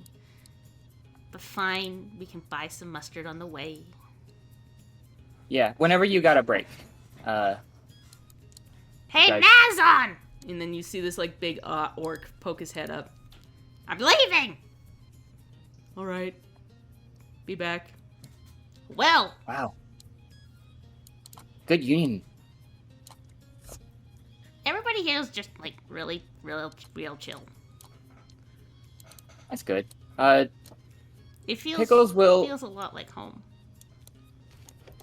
I get that completely. It definitely reminds me of home a lot. There's a lot less accidents, it seems like. They have these things called safety precautions. Huh. But besides that, the vibe is nice. I like it there. You know, from what I've understood, that's actually not a thing everywhere. Like I've been doing a lot, but like I guess in the Empire they kind of don't they kind of don't mess with that at all. Ugh, the Empire doesn't give a shit about anybody or anything. Just power. And as you like say that, you guys probably get to like the near the clock tower here. There's like a little like bench that you can sit down on. And she flops down, like kind of kicks her feet. They don't reach the ground. Yeah, Pickles will if there's like any kind of like a stand, like a food stall. I assume there would be given by like a guild of workers, like somebody with like a food truck. Yeah, you like there's a place right by that does like kebabs. Oh hell yeah, yeah, we'll do that, and I'll if I can get like a little sort of jar or like a little dish of mustard. Yeah, the guy has a big thing of mustard, and you suspect it's because it's right next to all the guild halls here, and specifically the Iron Spells Guild. You did see a couple goblins running by, so you do see like something specifically geared towards goblins, where it's like a bunch of kind of gross sounding foods together. Yeah, food crimes and food criminals down here. Yeah, this is a food crime, and like the guy just puts mustard on the kebab that has like actual literal garbage on it. But how much is that gonna run me? That how much you get? Not a lot. Well, they're garbage kebabs, literally. So I would say probably like a copper each. Okay, yeah, I'll buy a one for me and one for Blissey. Yeah, and you bring that over, and she just takes it without saying anything and just devours it. Yeah, we'll sit there and eat first. In goblin culture, it's rude to talk to someone while they're eating. They're busy. Yes. And it's messy, but it's fast. She like... Pickles will also eat his pretty fast. Like his palate is not... his sensibilities may have changed, his palate has not. Yep. Wow, I'd forgotten what the taste of home was like. Yeah, that guy there, his name is, Francois, and you'd think with a fancy-ass name like that, he'd make fancy-ass things, but he really knows how to make a goblin feel like at home, you know? That's good. How'd you end up out here? Well, after you left, I decided to leave.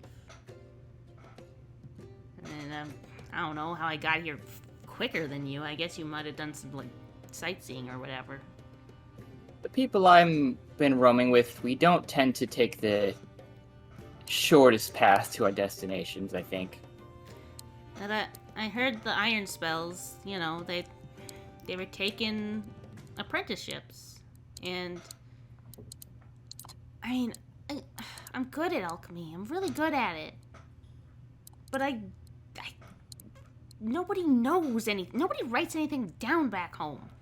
So I wanted to learn how to actually do it properly.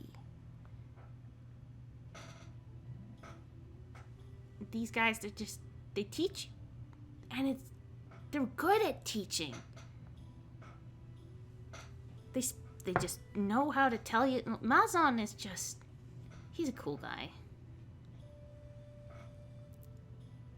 I've been thinking a lot about home and why I left and stuff, and I've seen a lot of different ways people learn and explore the world. So many different ways that people like want to explore stuff, and while the way that things are done at camp is a certain way, but I feel like thinking about it more, my issue is never with alchemy as much as it was with the way we did it. But I was really, really mad when you left, and I'm still mad at you. But I get it. Your mom's a lot. Your brothers are a lot. Pickle just kind of nods at both of those things, his eyes widening a little bit. And I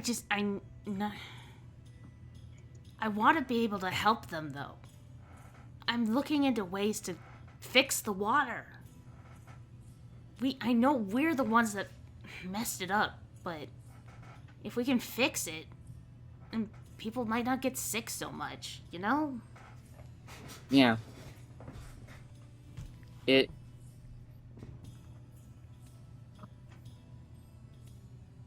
I think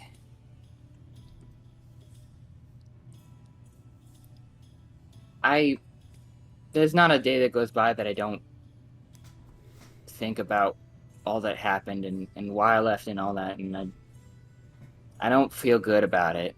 I don't blame you for being mad at me, honestly. I know I left on pretty bad terms. I mean, it's all that, but it's not just that, you know? You and your magic, it scares me, you know?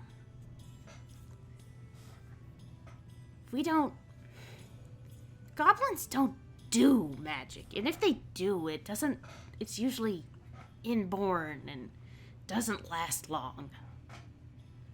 As we don't last long.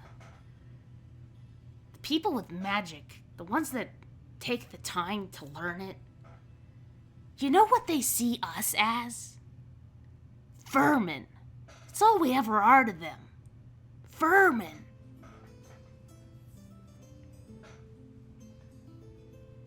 I definitely been feeling that here and there. Here. It's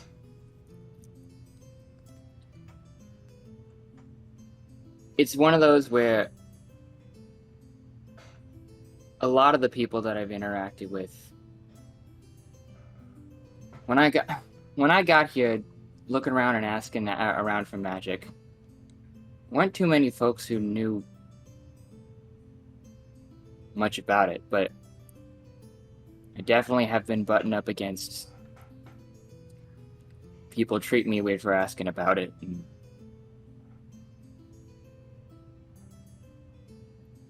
I don't know, I haven't met enough. Pickles is clearly struggling with his words. I'm sorry. Yeah, magic isn't something that goblins usually do. Just from what I've tried to learn in my time, it takes a lot. It's gonna take a lot to get anywhere close to where some people are. And I know that I'll probably, I'm not, you and I, and especially where we're from, nobody where we're from is exactly the most robust sort. With, the water being the way it is, with the way we do things, with all that. We've got I've got a lot going against me, but It's not just that, too. That kind of power, that kind of magic, it changes folks, you know? I don't want you to change, Pickles. I don't want you to see us as vermin, too.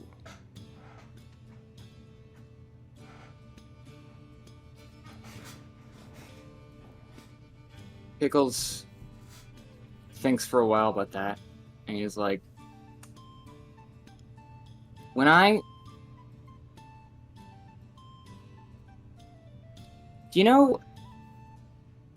you remember the guy who, you might not remember.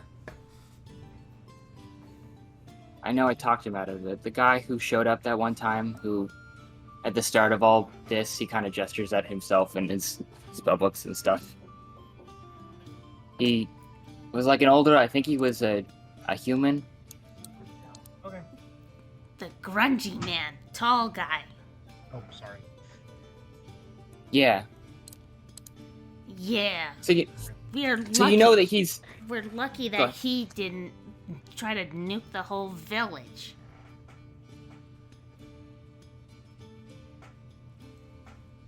Yeah, I mean, he could have, is the thing. From what little he showed us, and knowing what I know now, he could have. But he didn't. I'm not saying magic doesn't have incredible, scary power in it. I mean, just the other day, I helped arrest a guy who went completely mad with power, with magical power, and he didn't care. He was just doing it to get what he wanted, and honestly, thinking about that and thinking about some of the other mages I've seen and the things that they're willing to do to get what they want, I'm scared too, Blitzy. And I don't know what to do about it. And it's awful because ever since I met that one wizard and discovered all this, and I'm learning things about myself that just make more and more sense, but also feel weird, like it should make this much sense, but like things are slotting into place, and I'm seeing and learning about a world outside of myself that is so huge and scary and powerful, and I'm small. And I'm scared about what that world will want from me. But I remember that wizard, when he came to our town. He was an old guy, but from what he told me about it when we were talking, he hadn't been a wizard that long. He didn't start out being a wizard when he was super young. It was a new thing, and that's what did it, really. Is he looked at me and he said, I'm just gonna do what I can with the time I have. It's better to start now than never. And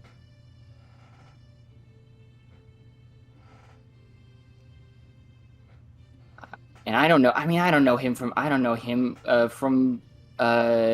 anyone else, but whether or not he was a good person, I have to believe that someone like that at least was a good mage who respected what he was dealing with. Well, Like I said, he Go didn't ahead, kill Sarah. us, so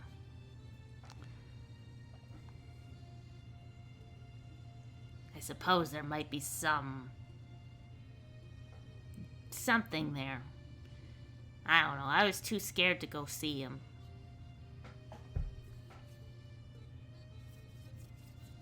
So I guess I'll believe you on that.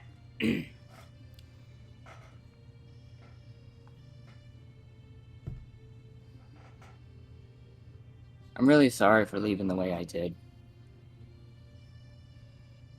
I don't want to be I want to do what I do to help people, help my friends, help my family.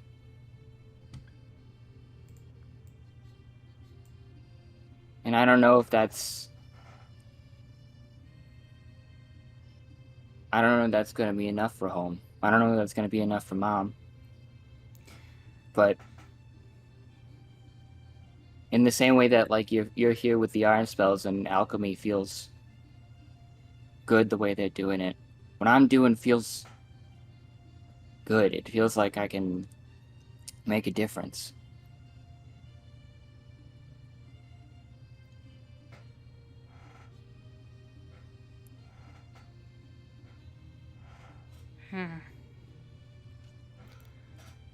Well,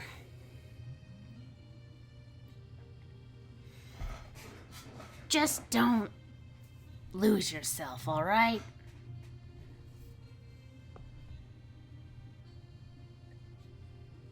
I promise I won't. Okay. And Pickles will hold up a pinky. And she'll stick her pinky in her ear and get some like earwax on, and then hold out her pinky as well to do the pinky swear. Yeah. And as they've got that held down, he'll say, "I can't promise I won't change, but I will promise that I'm always gonna be me. I'm always gonna be Pickles."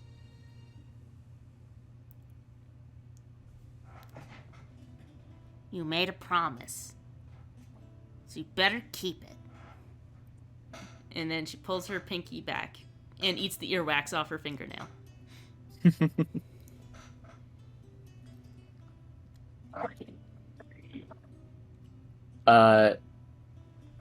Pickles and Blissey will kind of sit in silence for a bit until Pickles will say, "You know, I wonder if going back on my promise might actually get me in trouble with the God of Law. I should tell you this. I haven't told you this. Fuck." She squints. So, right,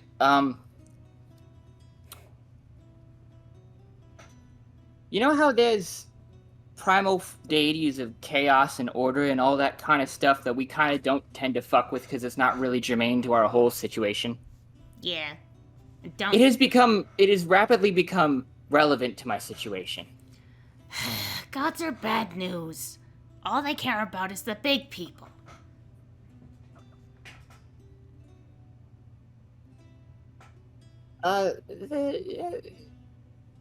Apparently, a godly library curator is very interested in the story that my life is wielding. And I'm, I think it's called an aphrite. So my body is suffused with the energies of the plane of law. She like puts her hands on her hips and like tilts her head forward and goes, "What the fuck are you talking about?"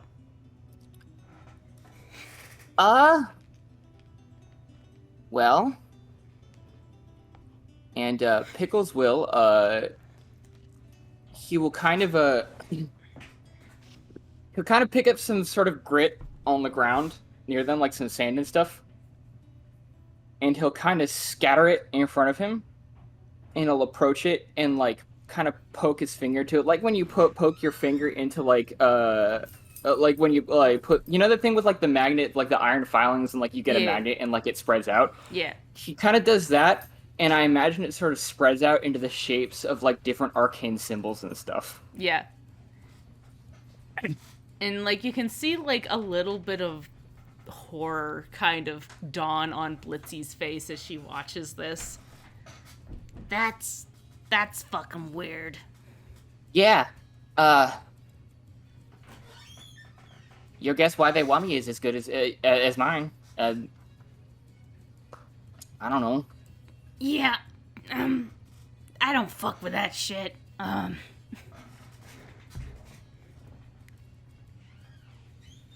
I don't know what to say to that. Yeah, no, like that. I didn't say that to you with any expectation of you having advice, because I'm still kind of figuring that whole thing out. But I felt it would be disingenuous to not be fully transparent about that one. Right. Got it. Huh. Well, you always were different. I guess. Oh, jeez. God's literal God. I'm just imagining Pickles is like poking his finger in and out of this stuff as she's kind Yeah, like she has started pacing and she started like picking at like part of her skin where her big ugly chemical burn scar is on her eye, and she catches herself and like slaps her own hand away. And that's too big for someone so small.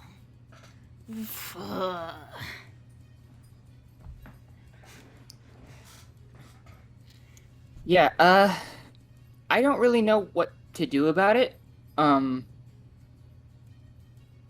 It certainly is it's in a different kind of wheelhouse from the mage stuff, but like, I guess same thing. Don't let it stop you being you. I feel as though I am upsetting you. You are! I don't think you've ever not upset me. This whole... Nothing you say makes any sense ever.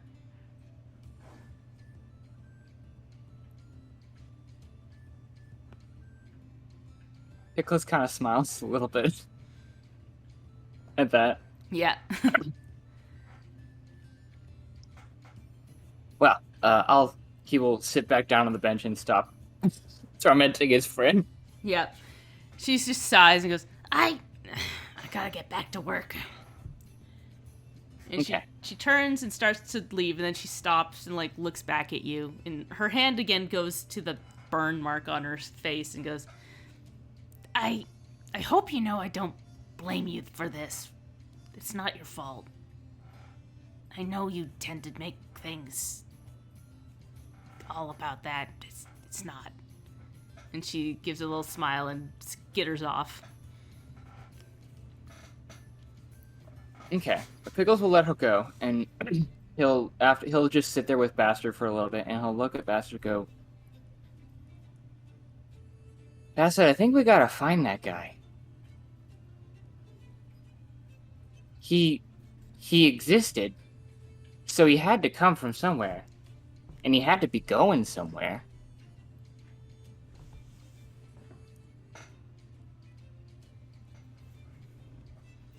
And Bastard just kind of tilts his head and goes, meh. No, probably not here, you're right. But I wonder who would know. And then he like tilts his head forward in like a knowing way, kind of like looks at you.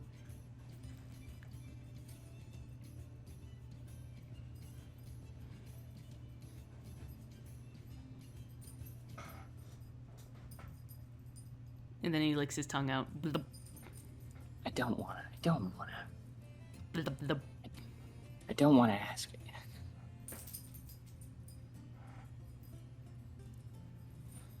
And he just Shit, kind of twist my arm, he just rolls his twist eyes. my arm, you little animal. All right.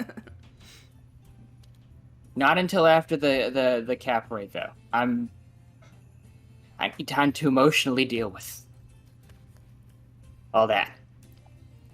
He gives a little nod. Okay, let's go. Okay. Cool. And I think that's could be it. Unless you want to do like an overarching thing for the day. Going back to the library, maybe? Yeah, sure. Let's do another income for the day. Yeah. All right. Fucking library lore. Give me this. 15. 15. Can I inspiration that? Yes. Hero point it! Oh, man. Wow, worse. Yeah, you just keep thinking about the old wizard that you met long ago, and yeah, we'll go with the first roll. You do slightly better, but she still only gives you 4 copper at the end of the day. Okay, well, it's something. Yeah. 4 copper added. And a nickel and dime our way to Yeah. profits. Yeah. All right. Now we'll skip to Nash, I think. It was Nash and Vaz were kind of piggybacking off each other. Yes. Yeah, if Vaz wants to do her appointment first, because I think we were going to go for coffee pot after. Yeah. If I understood correctly. I wasn't sure if we were going on the way or after. Either way, I'm good. I'm So, good I either guess we way. will do- So All right, I guess we'll do the appointment first. yeah. So, Vaz is going to make her way to the... I think the guy was staying at the embassy? This guy, you sent a letter to him, and I will say that you decided to meet at the, coffee shop. Okay, cool. Because this guy specifically, you didn't catch where he was located. You knew that the Prince Pavo was at the embassy. Pavo was at the embassy. That's yeah. what it was. Yeah. Just 1 second while I grab this guy's token. You don't really need it, but I like to have a visual representation on screen. Also, I want to hover over it so I can remember his name, because I have forgotten. All good. Let's go I back. think it starts with an A. Yes, it's Amir. Amir. Yeah. Let's drop him. I don't know why I was thinking Arvin. No one's named Arvin. There he is. We'll drop Except him. for our Yeah. good son from fucking Pokemon. I guess one guy is named Arvin. The one guy named Arvin. We'll put Vaz and Amir over here in the corner. I haven't been moving people Yeah. around, but there we go.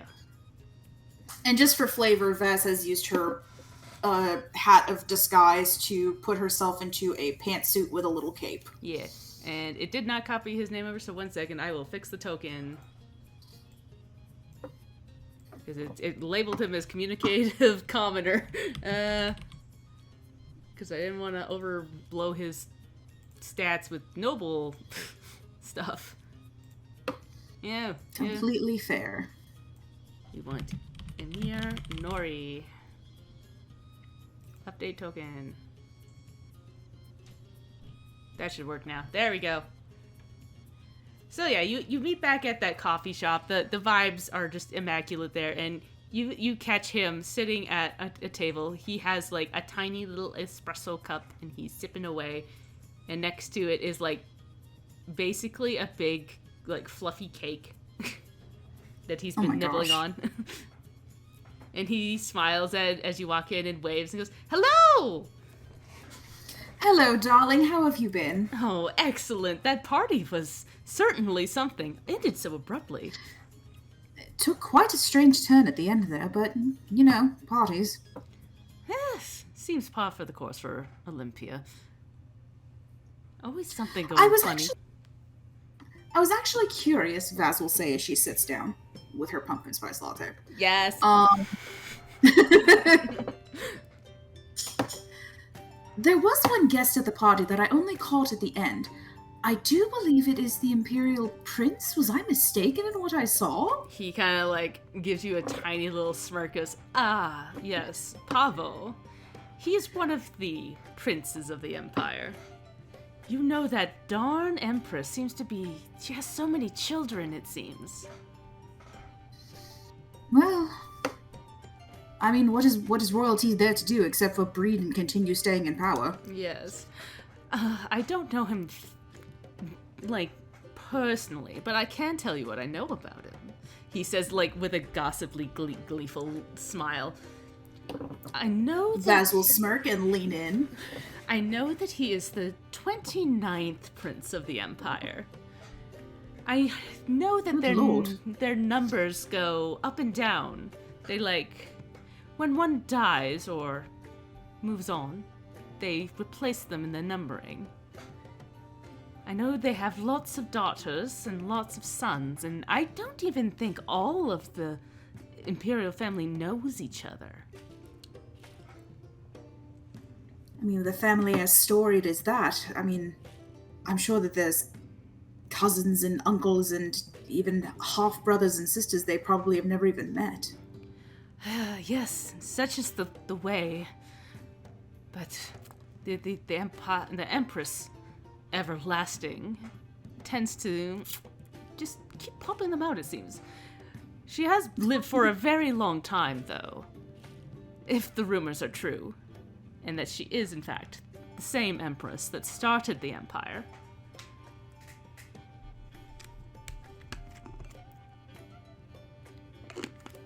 What is your consensus on that? That's not something I really think I can bring myself to believe. That she is the god of magic, come down to grant us her boons. It's very far-fetched. It's very fantastical indeed. You don't say a word to it to the Imperials, they will throw a fit, but as someone who does not live there, it's full-on garbage. They must be replacing the Empress every so often with a new, one of the daughters perhaps, and then that daughter goes on to pretend to be the Empress. That's the only thing I can think of, at least. A title inheritance, of course. My family has done some business with Imperials, but as far as the Empire itself, I fear I know very little. Concerning things like how the royal family might retaliate to things like that. I'm only worried for Olympia, of course. From what I gather, the Empress only retaliates if one of her children are hurt. You know the ancient story, the legend of how the Moon Kingdom of elves got annihilated. I've heard a fair few different versions of it. What's the one that's the consensus in the Empire? From what I hear, at least, that they say that the Prince Eldrinth, the first prince of the Empire, was bewitched by a hideous elven princess, puppeted him into believing that he was in love with her, stole him away to the moon. The queen showed up to take her son back to break the curse. And instead, the Moon Queen killed Eldrinth, and then the Moon Princess killed herself to avoid any repercussions. There was a fierce battle that ended in the whole area becoming crystallized. At least that's what they say. And that's why when you look up, there's that big crystal there. Over in the Tandy Desert, though, we believe that perhaps there might not have been so much bewitching involved. Just dumb kids in love. This did happen so long ago, though. Who can tell? And dumb kids will fall in love. Makes more sense to me than to paint one nation as completely bad or completely evil. We tend to stay neutral out in the desert and do business with everyone. After all, we need the money to keep our oases flowing.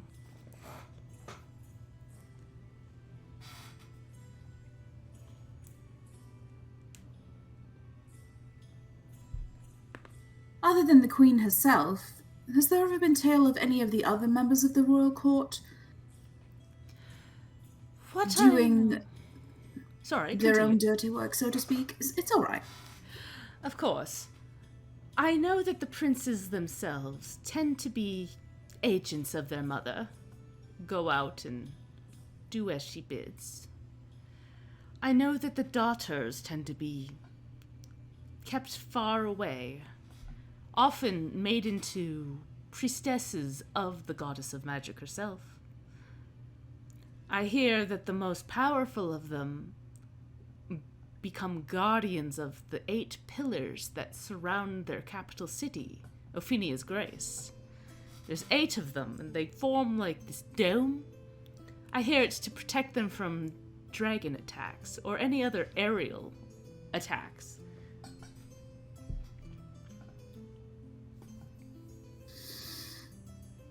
Gods forfend, and I thought my family was complicated.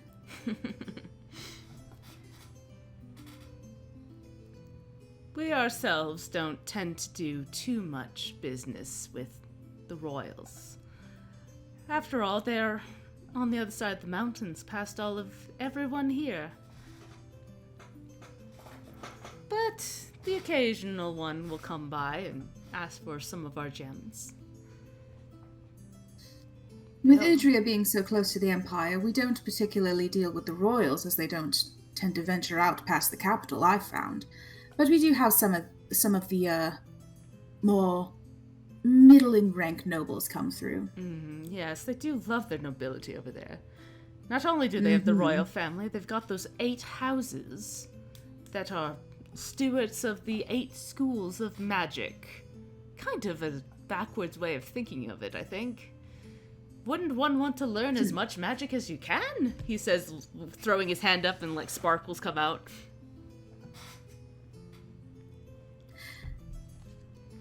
Well, I think it really falls all down to personal taste. It just seems so limiting for a place that worships magic to put everybody in little boxes.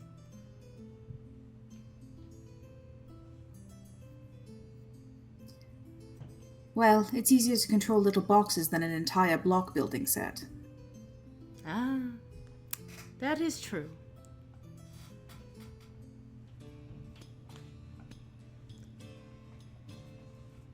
And I think that that's as much information as Vaz feels comfortable getting out of him without it becoming too conspicuous. Yeah. So she will then sort of spend like the next hour or so just sort of shooting the shit with him.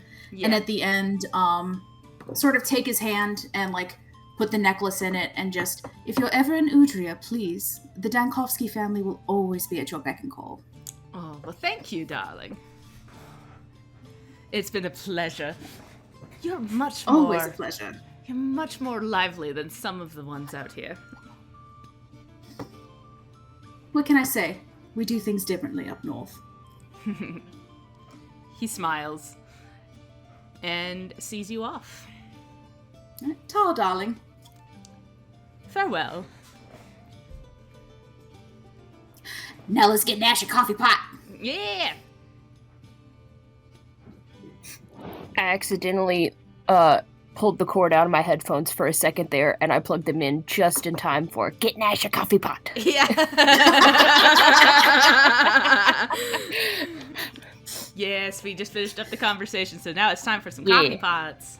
Yeah, I only missed like 5-10 seconds there, but it was still funny. Okay. Yeah, no worries. All right. Which merchant had it? Okay. Yeah, if the one on the main street here doesn't have one, I can drop one on the sheet. So it looked like a pretty mouse is not pretty working. basic item. Oh. What is happening? Go away. Oh no. What broke? Okay.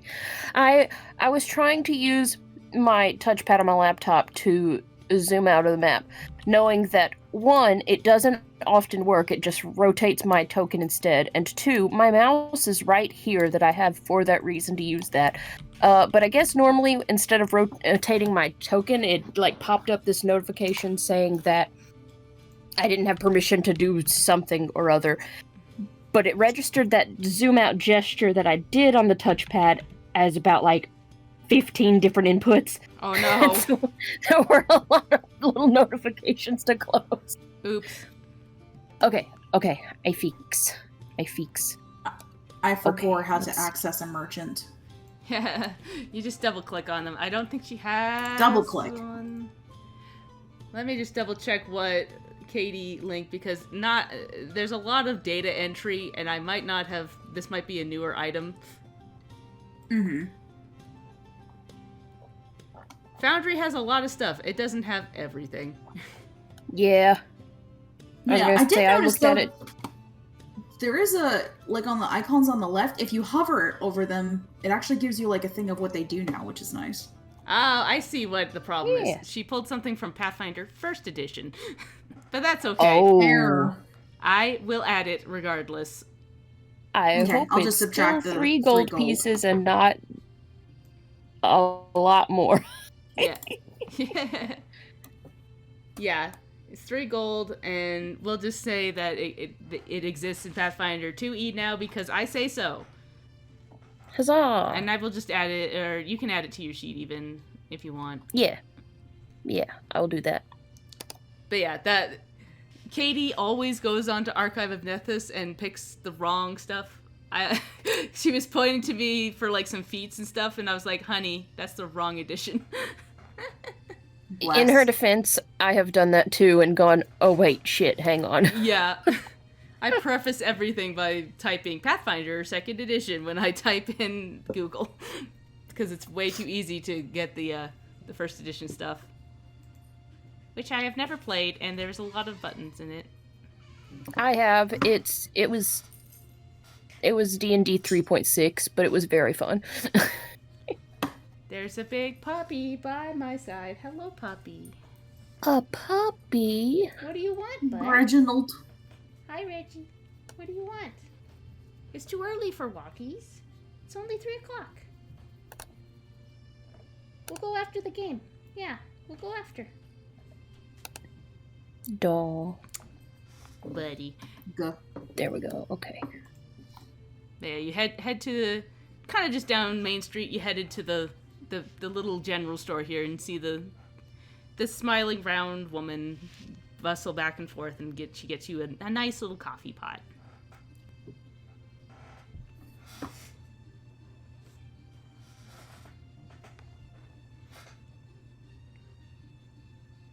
Nash will continue to just nervously thank Vass for it. Don't even sweat it. Consider it an early or late birthday present, depending on when your birthday is this year.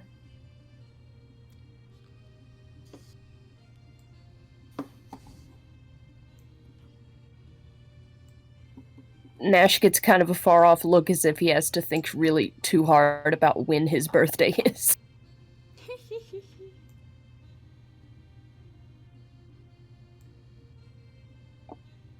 Counts on his fingers for a second.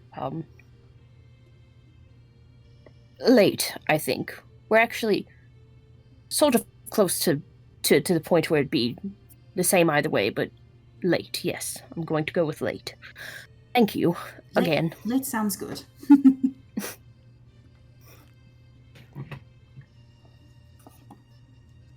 All right.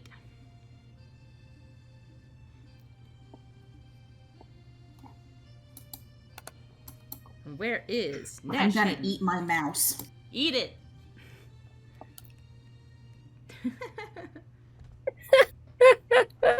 Chomp. Okay, I think having imposed on 2 different turns this day, I think that's all Nash really has for day 2. Okay.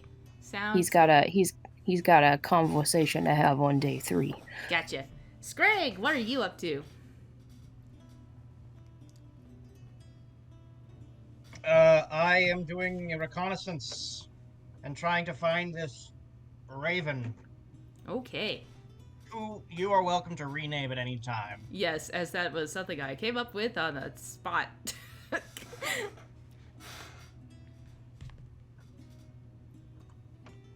It's okay. We Yeah. all do it sometimes. Yeah. Welcome to the improv game. No matter how much you plan, somebody will find to do something that you don't have planned. But All right. yes, roll me. I think this would Diplomacy? not be diplomacy this time. because you're trying to find somebody. I think this would either be like society to know where to look. Okay, not survival to track them? No, okay, I'll roll society. Not if you don't have something to track them with. Yeah. Or stealth to skulk around? No, okay, fine, society, No. jeez. It's like Scragg's worst roll. I know. Never mind, we're fine. 16, yeah. So I feel like, yeah, you're poking around again down here, and now that it's, like, day 2, a few people have started, like, giving you, like, looks, because they notice that you're poking around again. And then I think Like I'm inconspicuous. I think at one point while you're poking around at some point, a little, like, halfling man pulls you aside and, like, slams you against the wall with, like, a force that you're not expecting down, like, a little corner where nobody else is, and he goes, "You can't be looking around like that so brazenly." How did you do that? You're like a third of my size. I'm very strong. That's somehow more intimidating than if you were bigger than me. He, like, flexes a little bit, and you can see, like, his muscles bulging beneath his, like, his little cloak. Hello there. I'm Scrag. My name is...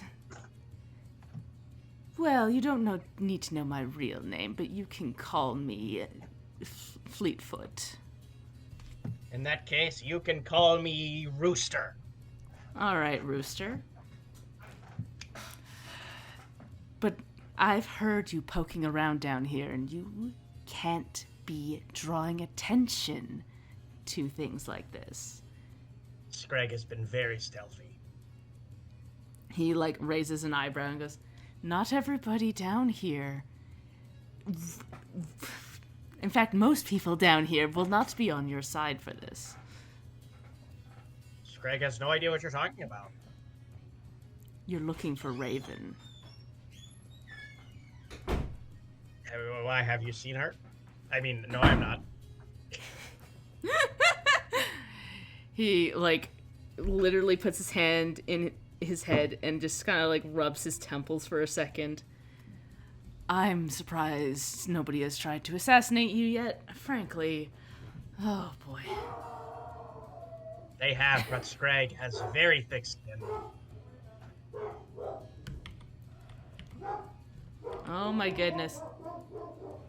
What is that? Oh no, the dogs! They've come for us! No! They released the hounds. They released the hounds. No. Oh, boy. Okay. Yes.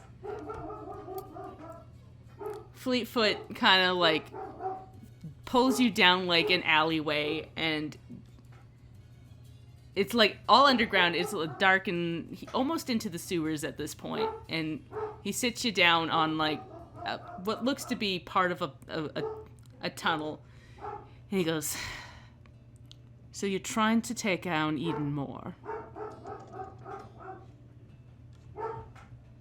Scrag thinks that slavery is very bad. Yeah, a lot. Half the people down here agree with you, the other half don't. All profit-based. I think we should kick the stupid half's ass. I agree with you. Things were a lot... I give him, like... Sorry, before he says anything else, I give him, like, the most fraternal handshake possible. Yeah. All right. Though you understand we can't just take you to Raven right away. You've got to prove yourself first. Scrag knows how this works, vaguely. I mean, Rooster knows how this works, vaguely. Yes, of course. And then Rooster. Scrag does a really obvious wink. He, like, shakes his head a little bit. All right. So, there's this lady. Her name's Olympia Smythe. She's been one of the big benefactors that has been dealing in these slaves, sending them over to the Empire.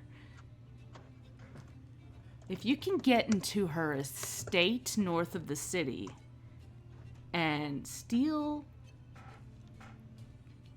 her ledger there, Oh. and maybe free... Oh, the ledger? He goes, not just any ledger, her ledger. I'm sure Yes, that... we already did that. No. You went north of the city, past her dinosaurs. Didn't we do that? No, you got... No. You got Sorry, a go ahead. ledger. You got a ledger that was from the river rats. Oh, wait, no, wrong ledger. Yeah.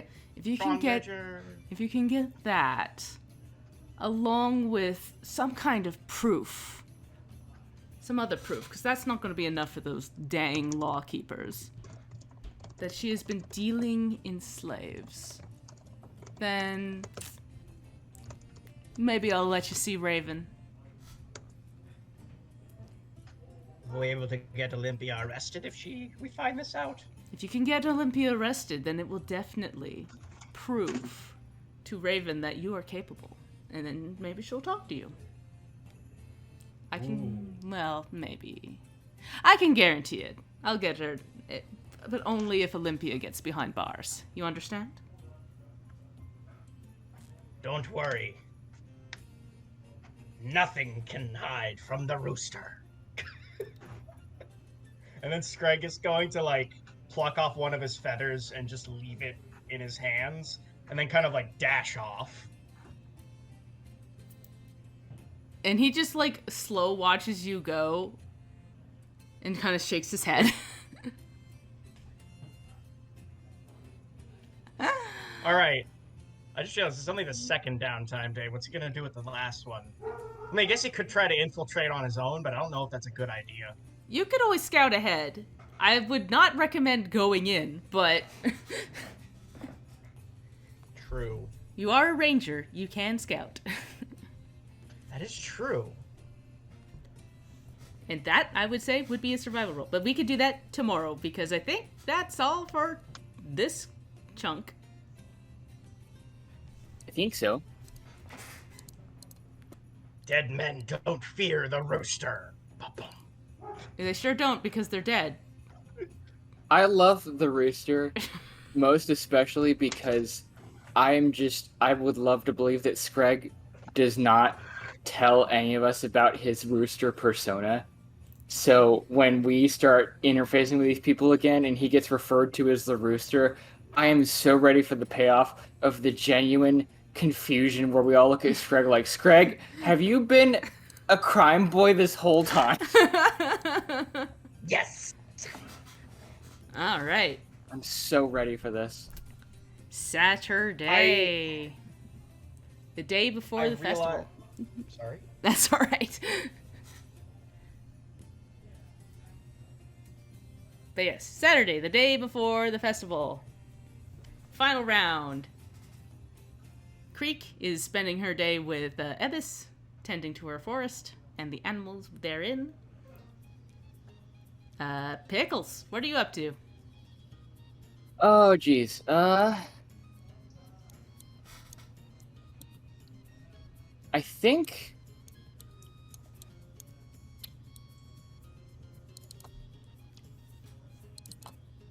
I'd like to check in on,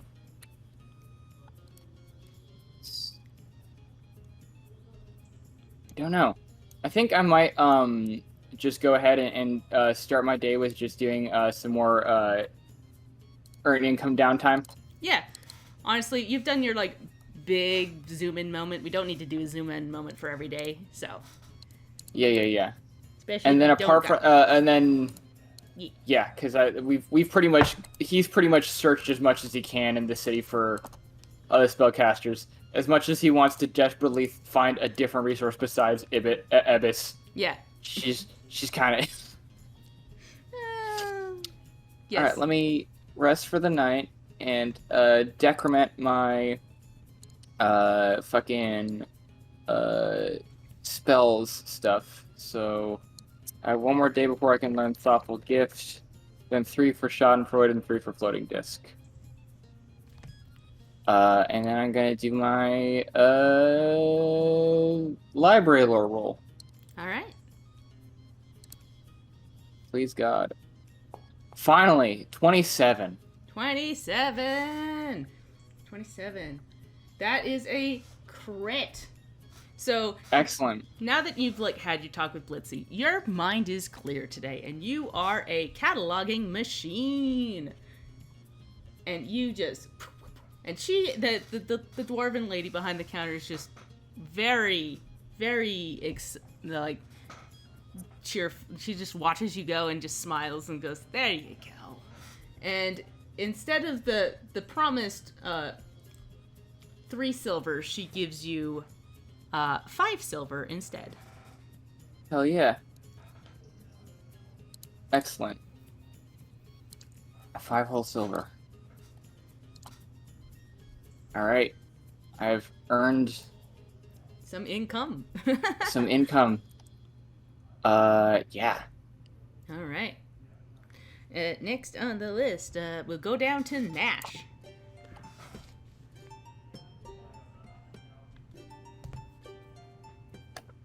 Okay, sorry, I was fixing something on my sheet. I good. accidentally encumbered myself because I put in the weight in pounds of that coffee pot as bulk, which Oh, is not no. correct. I Oh, fixed it. no. I was like, wait, what? Yeah, no, that should probably be light bulk instead. I put it at 1 bulk because it was real close to the line because it's 4 pounds, but yeah, originally I'd put that in as 4, and then I was like, Oh, wait. no. No, I For- fix. I was like, wait, bulk, not pounds. Bulk, not pounds. Yeah, I fix. that would be like a suit of armor. Coffee, Yeah. coffee armor. I was like, what the hell kind of coffee pot is this that now Nash is just can't walk because it's in his backpack? It's a big Keurig. It's one of those giant espresso machines. Yeah. Yes, it's just strapped to his back now. Okay, but I fix. All right. Yeah, Nash is going to have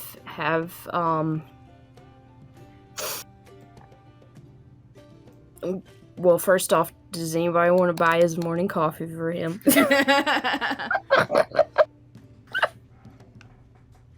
Lord. He's gonna fix this problem soon, I Greg swear will he's working on buy- it. Scrag will get some coffee for Nash. Also, this is a terrible idea. He's also gonna get some coffee for himself. Jesus. Good. Do it. Join me down this path. Everyone But addicted Scrag, to like, coffee. if there's is it like an espresso, just a? I Assume think that that what we blood have eye is the coffee is that. espresso, yeah. Yeah. This is the strong stuff. Yeah. Would you like me to walk you through how to ruin your character with coffee, Dan? If not, we Yes. can decide that there's a weaker blend that they can serve. No, I have a better idea. Scrag takes 1/2 sip and is like, blech, blech, blech, blech. Yeah, I can imagine a lizard not liking coffee, frankly. Okay, quick question then. Did Scrag buy his own cup and decide he didn't like it, or did he buy just the 1 cup and try a sip of it? He bought his own cup and took 1 sip and decided he didn't like it.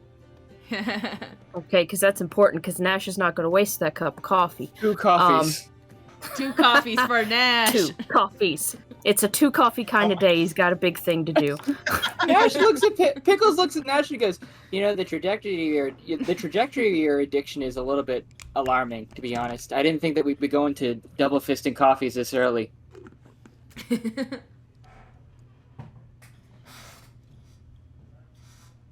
I had them one at a time. No, he's not. Hold on. He's not going to sass him just yet. I need to know what state he's in first. Yes. Please. How much did that cost me, by the way? That would be With 2 cups of total. coffee? That'd be 1 gold yeah. if you bought 2 cups, Yeah. because they're 5 This silver coffee a is piece. expensive. Yes. It's the good shit. This is why Nash has no money. Yep. We may have parsed down the drug and addiction rules, but he do be The bleeding cost. money. The cost. Okay, What first cost? cup was fine. He feels like he can go right into the second one, and yes. I was Yes. hoping for a failure. Which actually he doesn't. He seems fine. Like he still seems a little awake. He might be a little twitchy, because a regular failure is okay.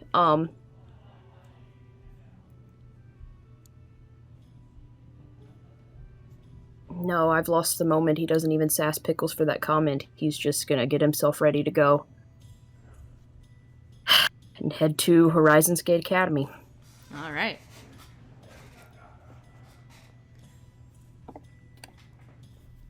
So you wander down the hallways and find yourself to Carta Vasca's office. As you knock, she goes, "Come in." "Ah, it's you." And you see that she's like, she kind of just doesn't even look directly at you. She just like flicks her eye towards you as the door opens. And she is hovering over this strange machine that is like buzzing and whistling and like crackling electricity. Do I recognize it as the one that she was using to track those portals or the rifts, or is this something different? It seems to be something slightly different. It seems to be similar construction. Okay. I hope I'm not interrupting something. No, I'm just continuing to track what escaped into the garden at Olympia's place. I haven't located it yet.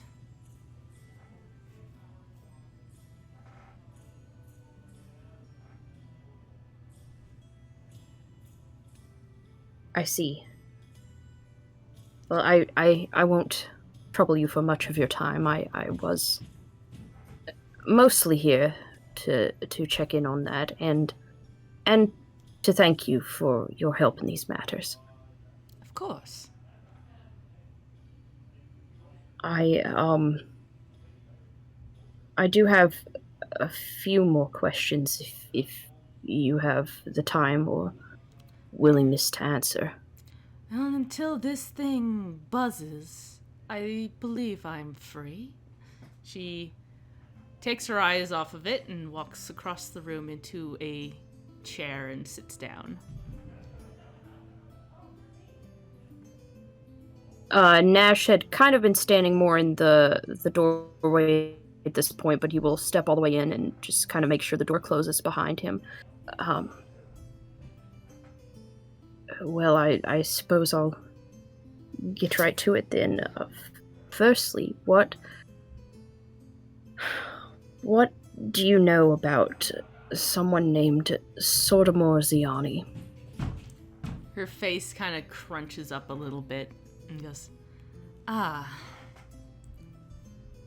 Her, the Ziani family, does quite a bit of business with your family.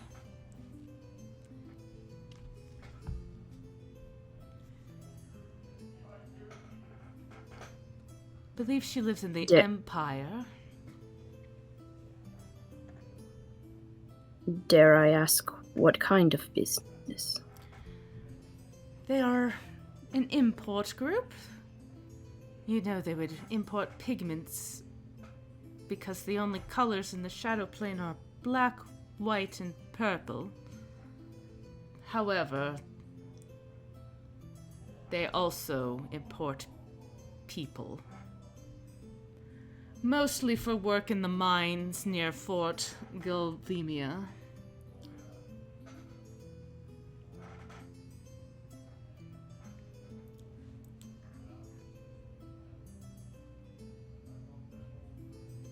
I see. That was what I was afraid of. I had the pleasure of making Miss Ziani's acquaintance at the party the other night. She is not someone I wish to see ever again, frankly. Has a strange air about her. Her family is even worse. They've been too exposed to the Velstruck down there.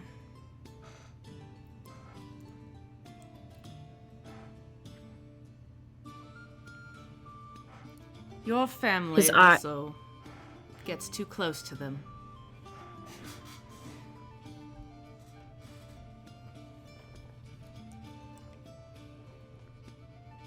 His eye twitches ever so slightly at the word Velstrek, but he'll just continue and say, again, you said, if it's not prying too much, did you come across her here in Horizon's Gate or under more unfortunate circumstances?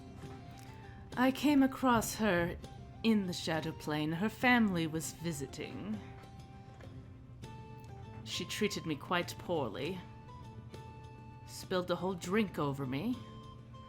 This was back when I was a servant in your house, of course.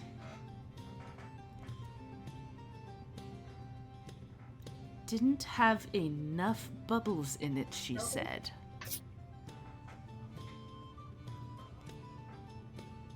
Hang on just a second, Leanne. I'm so sorry. I gotta step away for just a second. Yep, no worries. Hello. Nobody cared who Rooster was before Rooster put on the beak. Oh, God. Oh, God.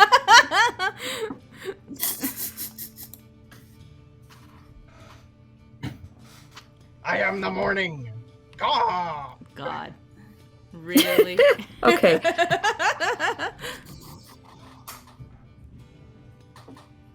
I'm back. Give me just a second to find my train of thought again. All good.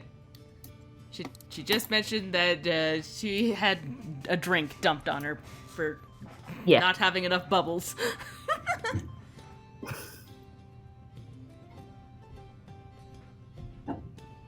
I see. Yes, the impression that I got from our brief interaction was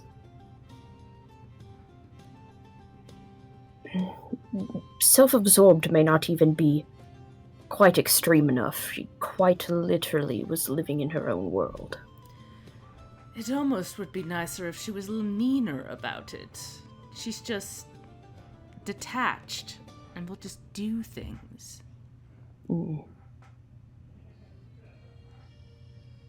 I've never seen her react more than cold expressions.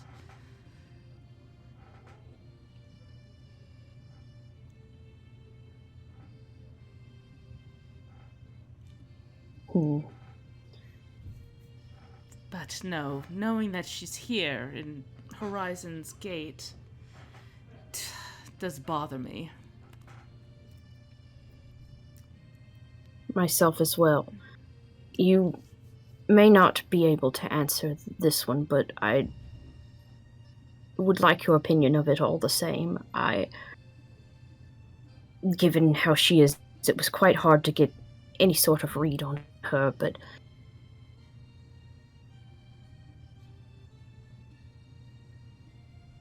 what would you guess is the likelihood that she might have somehow recognized who I was? I obviously look quite different here, and even in the Shadow Plane I was kept locked away for much of the time. I suppose I'm wondering what the odds are now that she might indicate to the Golvemias where I am, if she were to even know that I'm the one they're looking for. That I cannot say. I can tell you what most folks know about you, that you are a powerful creature, is what they told us, not to be crossed. I suspected it was not quite that, but your actual physical description was not well circulated. Just that you were a shadow, with a shadow. That might be enough, but who knows?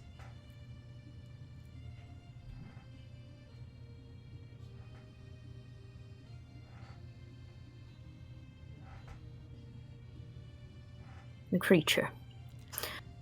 Well, in any case, I can only hope that the station I was employed in was enough for her to not pay all that much attention. I certainly don't seem the powerful type when serving hors d'oeuvres. Quite. Your family was quite cruel, not just to me, but to you as well. I'm sure you don't need me to tell you that, but they spread quite nasty things. Yes, well, cruelty was all they knew. I'd be more shocked to hear anything else. Of course. I do not mean to offend with that comment. I just simply meant that is what they called you. Not at all. I understand. To take offense to anything that they say would be to give it more weight than it deserves.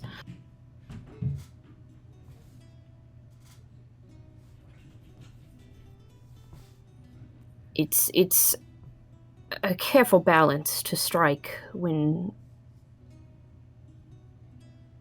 one is both so inscrutable and quite stands out as I do.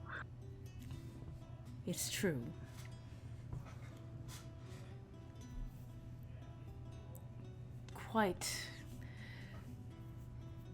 It is quite an interesting dilemma you have found yourself in, all due to your parents' poor decisions.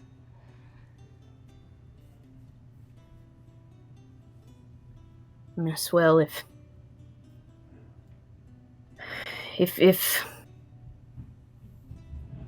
the void spawn dealt in fairness, then well, I don't think we would be calling them the void spawn, would we? No.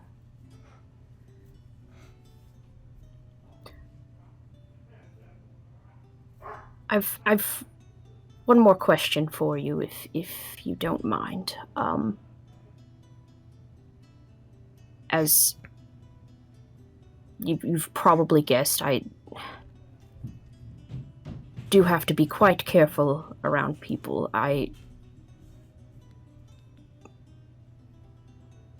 To that point, am not even sure if I can trust you, I must say, but I have learned that I cannot afford to limit my options any more than they already are. Are you perhaps aware of anyone else in Horizon's Gate who bears a tattoo like the one you have? There is a beat of silence, and her face goes a little bit colder for the briefest of seconds before she kind of shakes her head and goes, "Anyone who would have a tattoo like this would be a fool."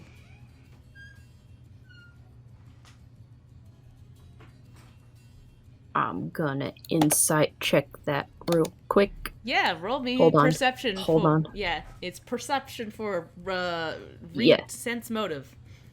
Yes, that one. You knew what I meant. Yeah, I knew what you meant. I just wanted to make sure you weren't looking for insight on the sheet. Yeah, I didn't have I had closed my sheet because I'm an idiot. All good. Yes. Sense, motive, perception, check. Okie dokie. One day I'm gonna learn what things are called in Pathfinder. 25. There we go.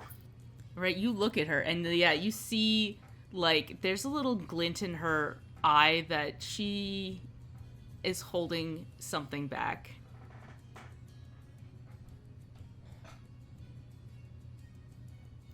She's not telling you something, but she did, saying what she said feels off.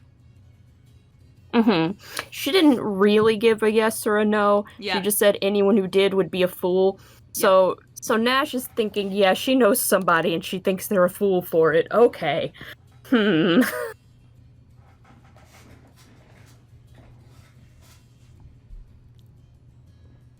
Nash does not know what to do with that, and neither do I.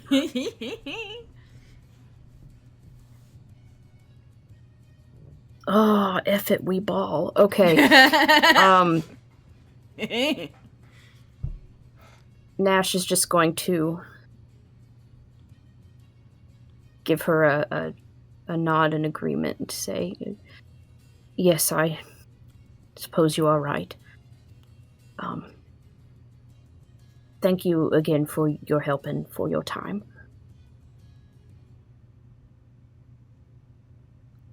Of course. I hope I provided some answers for you today. Now, I really must get back to tracking. Whatever this thing is that escaped must be found. Mm-hmm. Come back to me after the festival. I'm sure I'll have information by then. Yes. And he will nod and see himself out. And he is going to wander in the direction of the Horizon Walkers Guild House.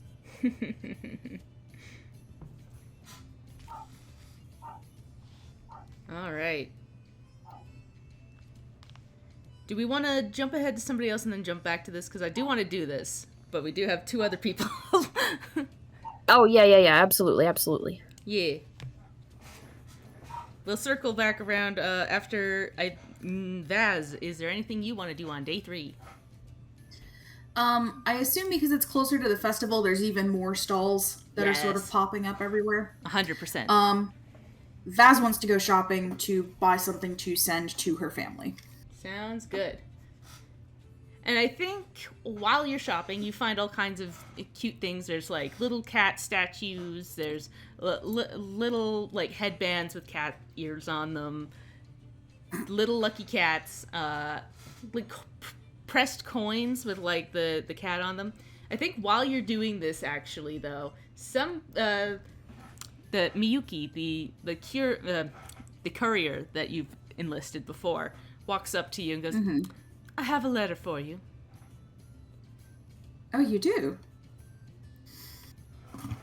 Vaz will take it and she will tip her whatever is an appropriate tip amount. Yeah. We'll say, like, couple copper. I'll do like 4 copper. Yeah. She takes it, counts it, smiles, and goes, thank you, and walks off. And as you open it, you see that it is a letter from Hermes.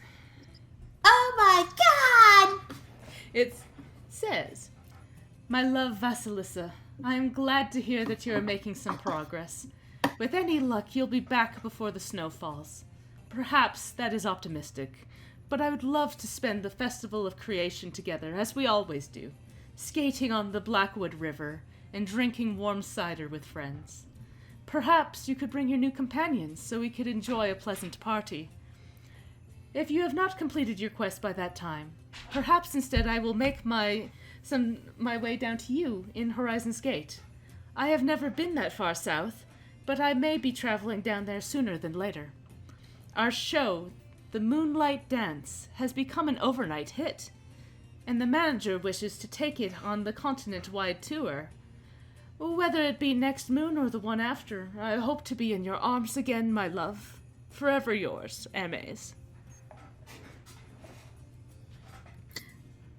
Vaz is all smiles as she reads the letter. She like clutches it to her breast and does a little like happy noise. And she's too distracted to do any sort of proper shopping for like 10-15 minutes because she'll just stop and then reread the letter. But yeah, eventually she will pick up one of the pressed coins and one of the lucky cat statues. Awesome. Sounds good to me. Yes. All right. Anything else? No, that's it for now. because she and I both need to write Hermes a response. Yeah. Yeah. We will actually send things home next, maybe not next session, but after the festival. Yeah, sounds good. All right. Scrag, what is Scrag up to?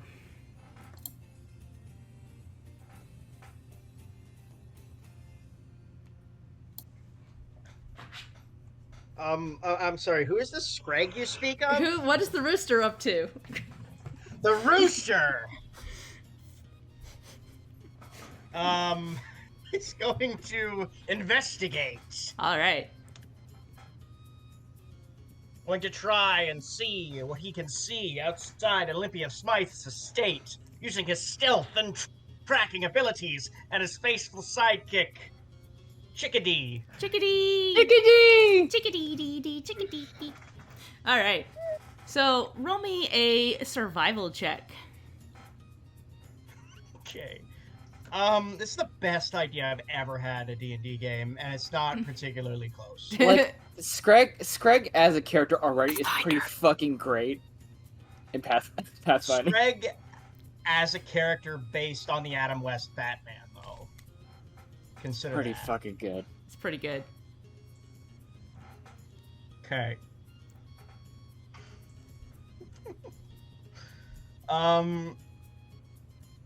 Alright, survival. Please, Rooster. Hey, 19's not bad. Good enough. So you pack up your bag Thanks. and get yourself ready, and you head north of the city. And it takes you probably about an hour to find this place, but you do find this huge estate with like a big vineyard out in the middle of this big area. And you clock it immediately as Olympia's because you spot some large versions of what Gertie is related to. They look kind of like raptors, but you recognize them instead as Deinonychuses. I think that's what they are. Let me look it up. I had him here. No worries. I love dinosaurs. I don't always know how to pronounce dinosaur names. Deinonychus. Yeah, that's right. You see a couple of them, like, prowling around, and you know these dinosaurs well enough to slick by and not catch their attention. You see a couple other, like, larger, almost Ankylosaurus-type creatures back there, but they're a little smaller than them. There seems to be quite the collection out here.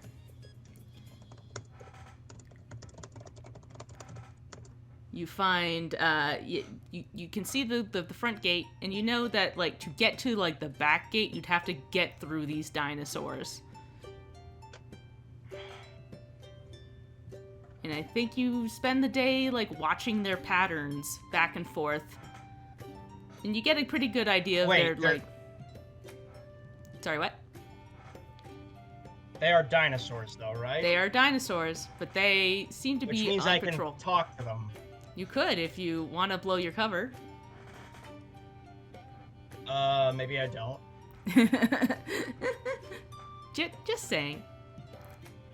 You can keep that in the back of your head for when, you know, if you want to come back. But... Yeah, So these it is don't sound like they would be guarded by immediately dinosaurs. very cool with us.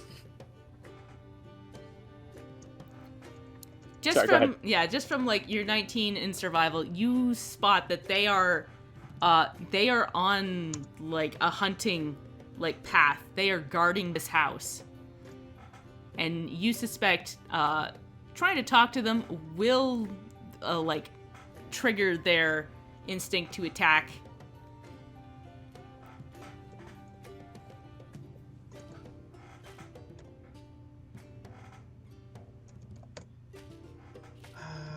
Yes, the Deinonychus. Yeah. I think that's technically what Gertie is. I don't remember. Yeah, she's a velociraptor. Velociraptors are smaller versions of those. But she's gonna get bigger. She is going to get bigger, but that's because she's a special velociraptor. Like the ones in Jurassic Park are too big. Those are not Fair enough. actually velociraptors. Those are Deinonychuses, but it doesn't roll off the tongue. They don't sound as cool. Bionic Deinonychi.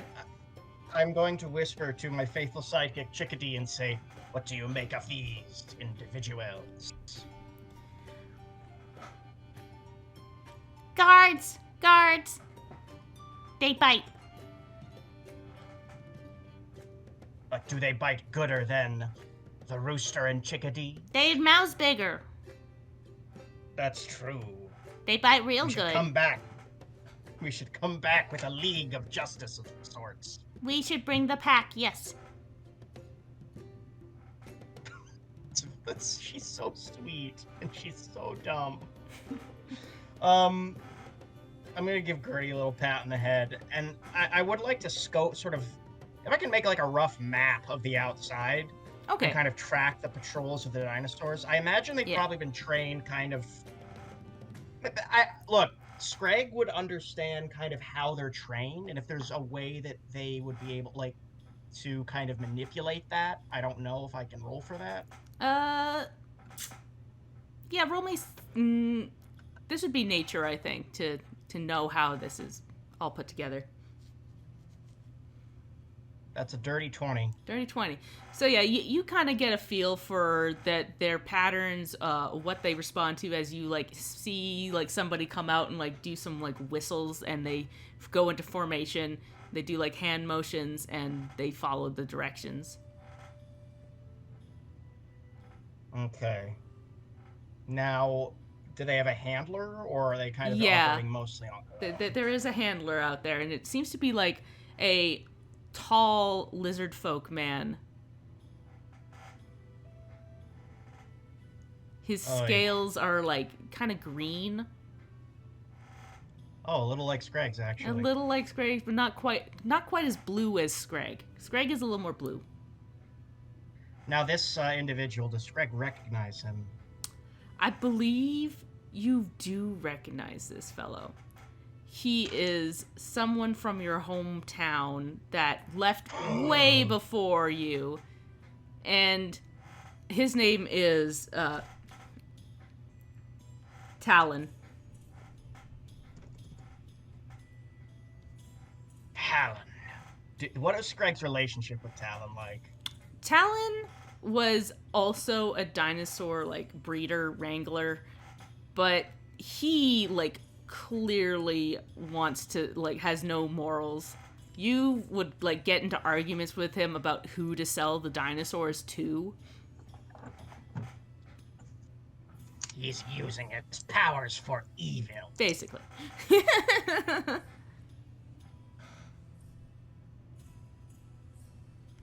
He is making some kind of. I'm trying to think of what's a good Batman villain to reference here. Shit. He treats it like some kind of joke, like a jokester or something. He joined the Legion of Doom. He could be Calendar The Man. Legion I love Calendar of Man. Bad. Calendar Man. Calendar Man's a real thing. Can I say I appreciate you didn't make up new weekdays, because that is just, I can't handle that. Yeah.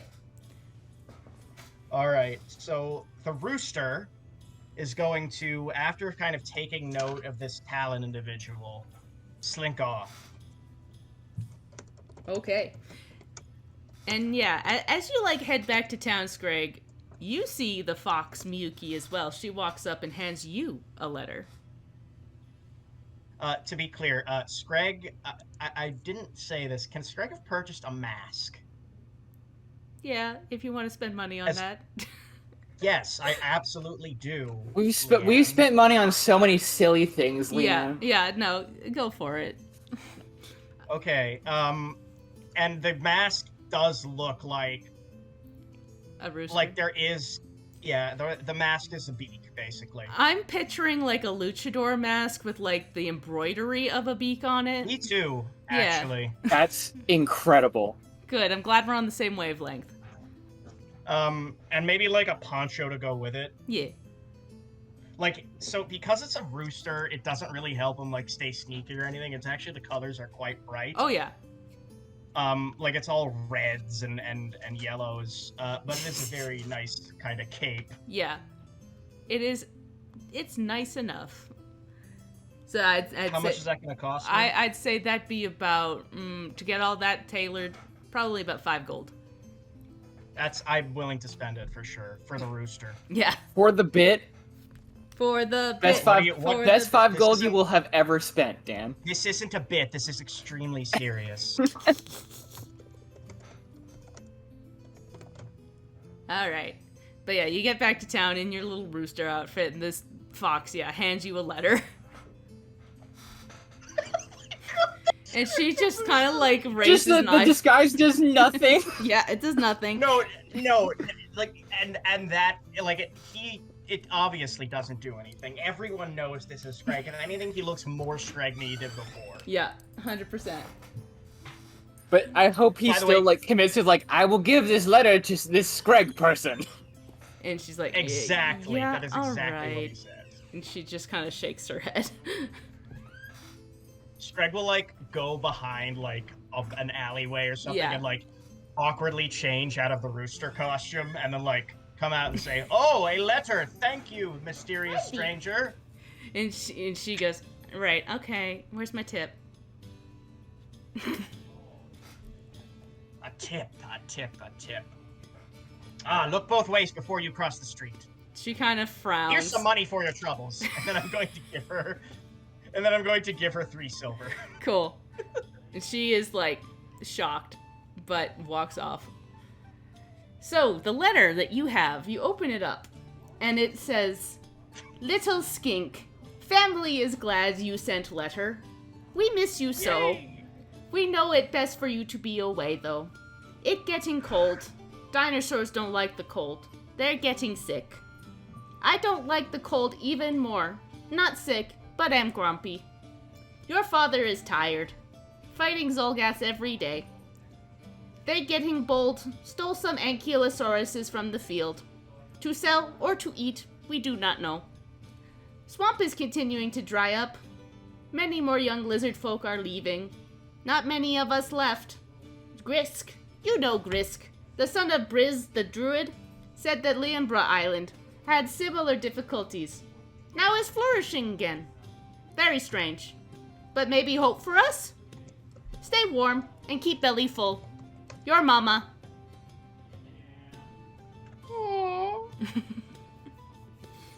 Scrag is going to like wipe a single tear from his eye and tuck the letter away. Good. He's strong, Scrag. And as we wrap that up, the camera pans over to Nash. You are heading towards the Horizon Walkers Guild. You walk in and see Levi behind the counter, half asleep as usual, scribbling on some paper.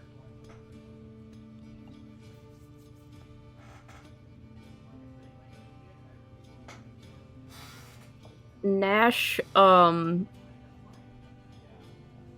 he looks like he's trying a little too hard to remain casual, just kind of, idly wandering over to the quest board and looking at it. You don't have to tell him what it says. He's not actually reading it. And just sort of, gives a nod and jokes that, "Well, Levi, I almost expected not to see you here." He looks up. I'm always here, honey. Sir. He just like shakes himself as he realizes who's in front of him. Surely you ought to be out preparing for the festival as everyone else is. I don't go to the festivals. They're too noisy.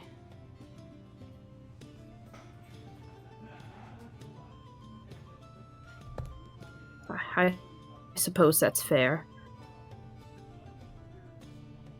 Can't say that I've been to many myself, but should be nice to have something different. Of course. I heard that there's these tasty little chocolates they do. They like make them in the shape of cats.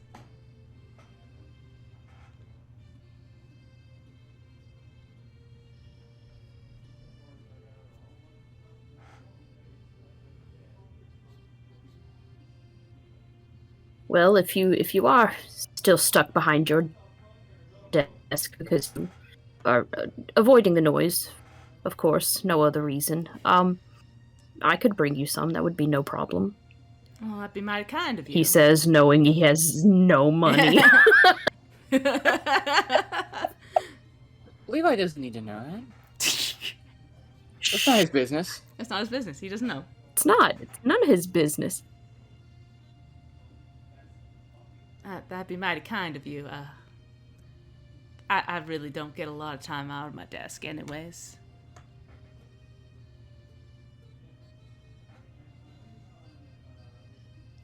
There's always paperwork. Always stuff to be done.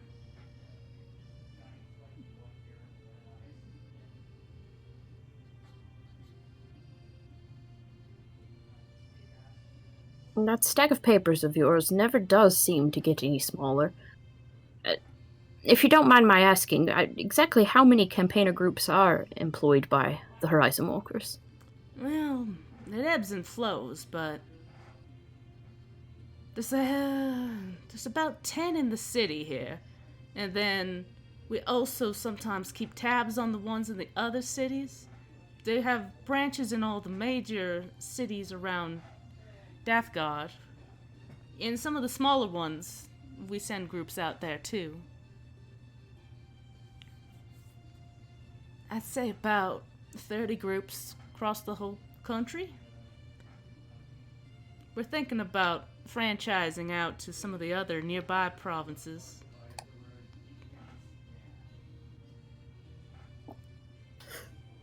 Udra has a very strong need for some campaigner organization. People just go out into those woods and die.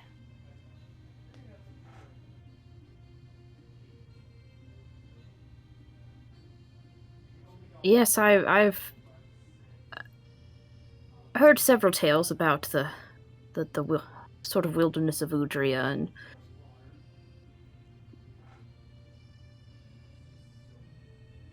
and the sort of things you might deal with there. Mostly, I've heard more directly from Vasilissa lately, but most of it comes much more secondhand from the superstitious folks of Eastern Sevilla. Yes. The people of Sevilla are strong, resilient people. They're also very superstitious and not up to date on technology. That they're working on it, I understand. Yes. Especially those closer to the country of Udria, I find they are far enough away to not actually deal with all of the supposed horrors, but close enough to let their imaginations run wild. Of course. Yeah, it's not their fault. They were under a kingdom for so long. Didn't have much time to innovate. No, of course, it's completely understandable, but still not the most welcoming sorts, in at least my experience. It's true.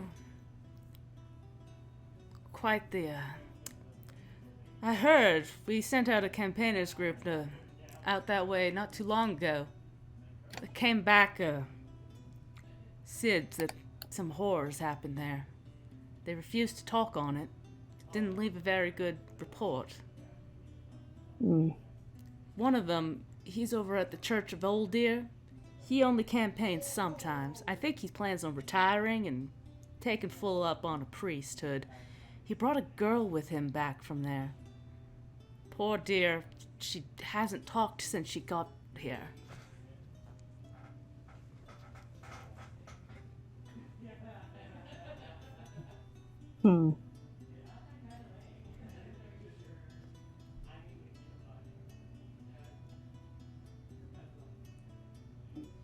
Well,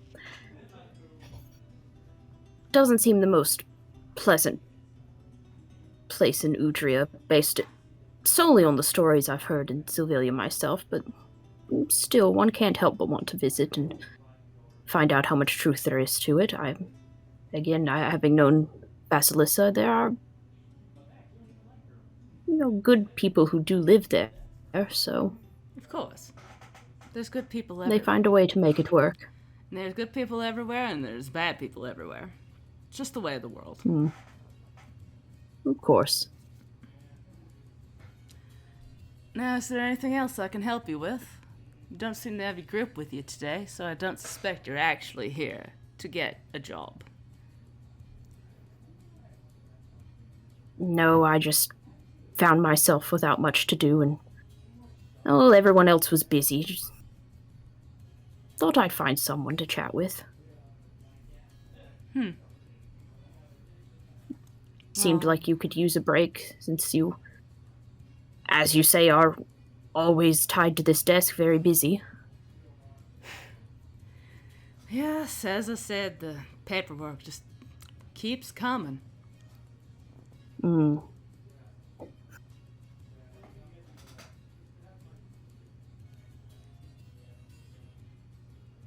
I've only been to a few places around the continent. Many more I'd like to visit. Seems like you've been to even fewer, though. You really are that tied to this place, aren't you? I used to go all over. Back when I was young. I got injured. And, well, couldn't do my work anymore.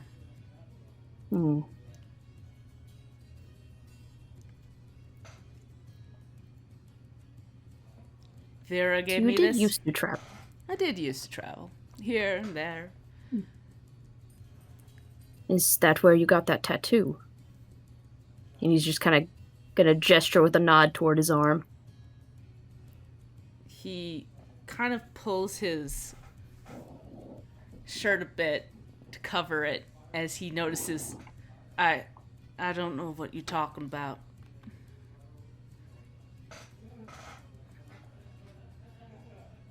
Oh?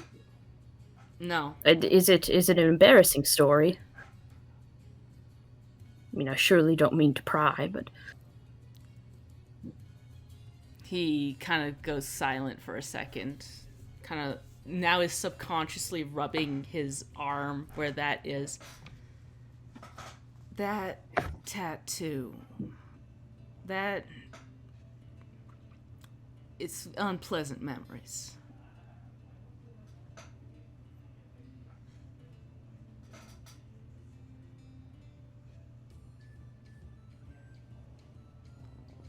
Sorry, I'm acting odd, but why are you poking around it?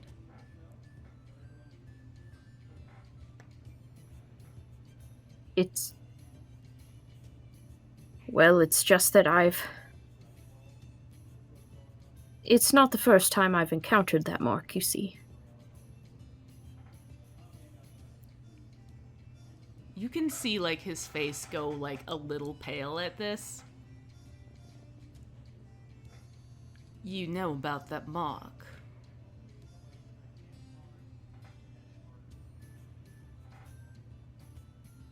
I know enough about it to know it best not to ignore it when it crops up. You can never be too careful, after all. No, you can't be. Yeah, no, you can't be too careful. And, like, you can, like, see him, like he's not looking at you, but he's thinking. If you want to talk about that, Mark, come with me. He gets up out of his desk and walks upstairs.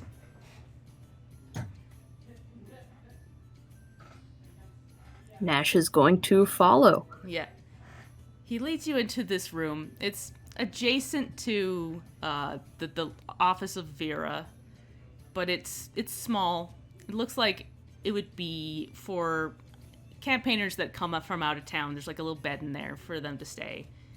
He closes the door behind you, and suddenly you find yourself pinned against the wall and a knife at your throat. If you're here to kill me, Shadow Man, then you best know that you don't stand a chance. Frankly, I'm insulted, wounded even, that she thinks she could send someone other than herself to end me. And here I thought she actually had some respect for me and my time.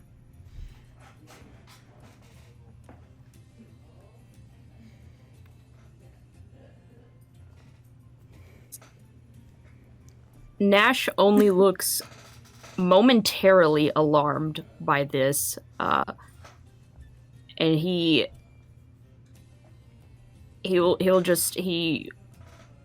will stand there, not making any kind of movement towards Levi or anything in his pockets, and he's just going to raise an eyebrow like, well, now, that is an interesting development. I would like to know who she is.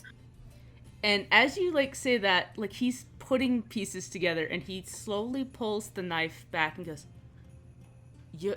You're not with Silence Edge, are you?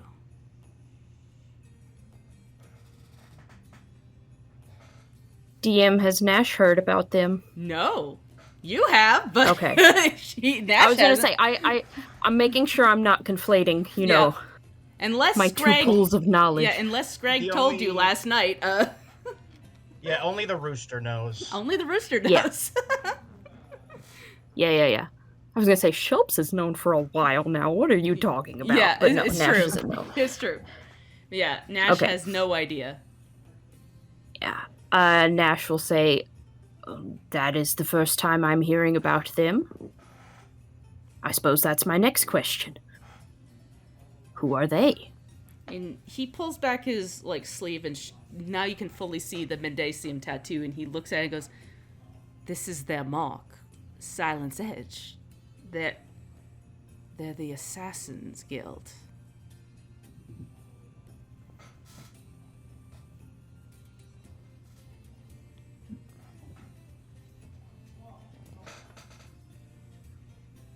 I see. And they have adopted her mark. Now, very interesting. You're talking about her. Who are you talking about?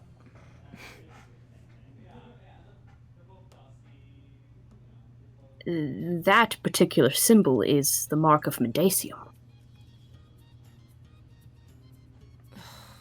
Rend, why have you have branded us all with the mark of a dark god?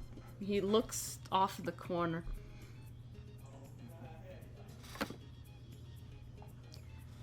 As far as I knew until just this moment, this was just the mark of Silence Edge, the Assassin's Guild. It's run by a woman named Rend.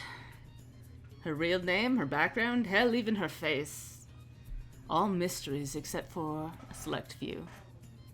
She's ruthless and cold and has a trail of bodies in her behind her. I thought for sure she had sent you to kill me. But Mendacium? Now there's a wrinkle I had not known about.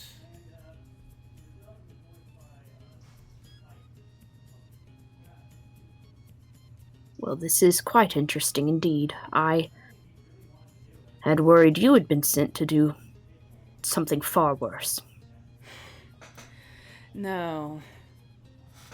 I suppose now that you know all that, I suppose I should tell you the rest. I am only half telling the truth when I say I got injured. There are 3 major rules in the Assassin's Guild. Don't ask questions. Don't get caught. Don't fail to kill your target. I managed to bungle all 3. I was sent to kill Vera Sartori. And she resoundingly kicked my ass. I was fully ready to kill myself that night. Instead, she decided that I would become her employee instead. Partially as punishment, partially as protection. If I step one foot outside of here, I'm no longer under Vera's protection. Rend will find me and she will kill me. I believe Vera when she said she could protect me, but that's why I'm here. That's why I never leave. I'll die if I do. I just know it. It's only a matter of time.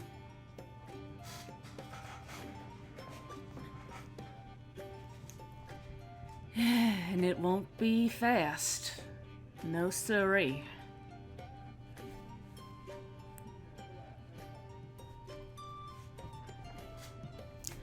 Now you must promise not to spread this information around, you hear?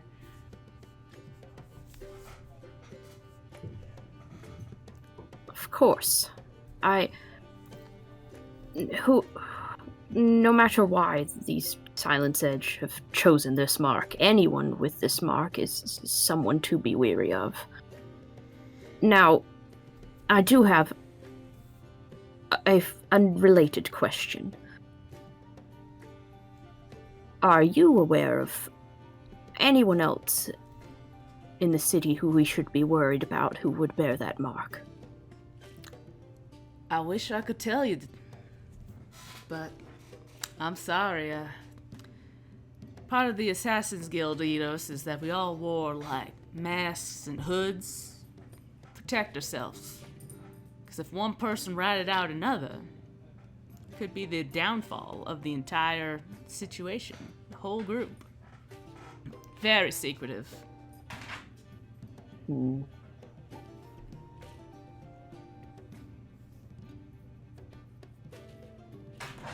Well, that does put...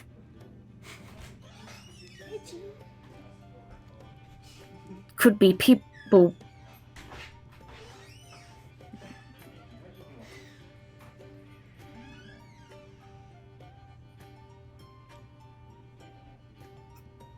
Best to be carried away now. Now, this whole information, all of it, should be on the down low. About... Oh dear, you're cutting out. Oh, whoops. Gone. Am I roboting still? I think you're good. Okay.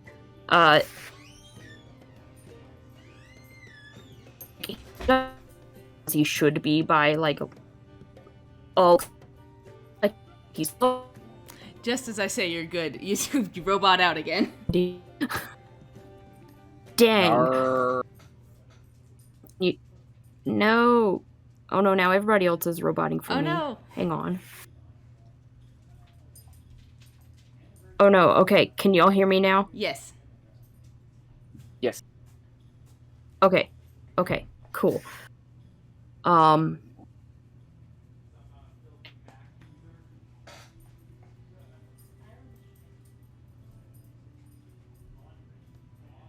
Oh, Foundry just kicked me out. Hang on. Oh, of course. No.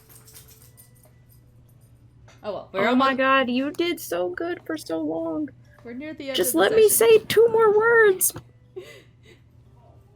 Okay, can y'all hear me now? A little bit of roboting. Can y'all hear? Oh.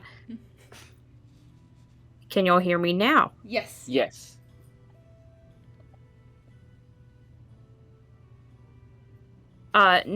Look nearly as by all of these revelations. He looks more frustrated than anything. Like this is not what he was hoping to hear.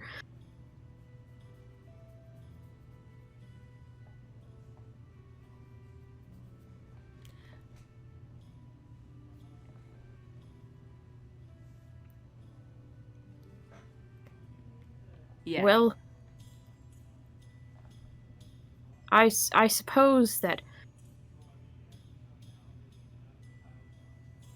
in exchange for what you have told me, I should share something in return, seeing as how you now bear this mark on your arm.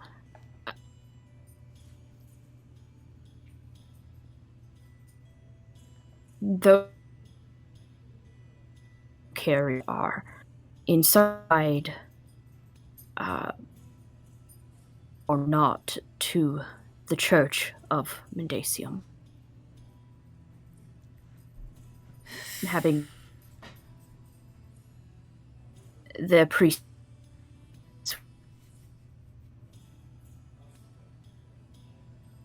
who delight. Oh my gosh. Internet. Oh no, is lie. it going back out? It's going No, way it's back. come back out. Oh my no. god. Oh boy. Reggie, stop scratching at doors. We'll go in a minute. We just gotta finish this up.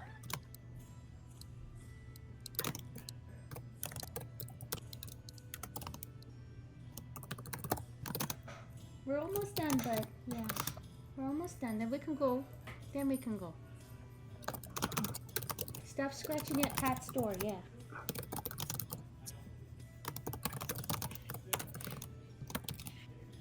You wanna be where the people are, yeah. Nash says, I suppose in return I will share what I know of the mock. Since you bear it, after all, you should know what it means. Boop, boop, boop. Hi, Reg.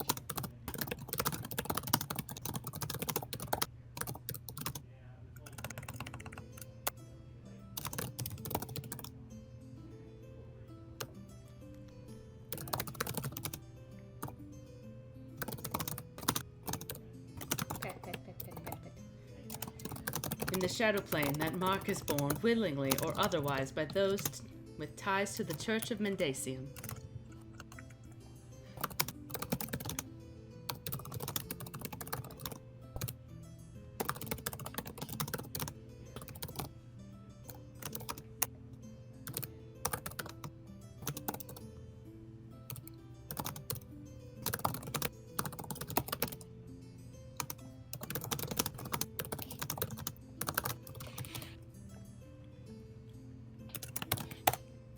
They have been branded by her priests, horrid creatures known as Velstrax, who delight in torture, both of others and themselves. Pain is the only joy they feel. Hey, bud.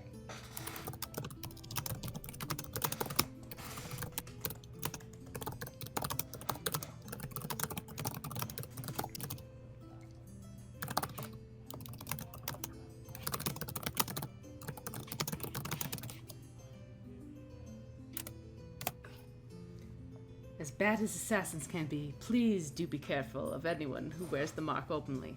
There are fates worse than death after all.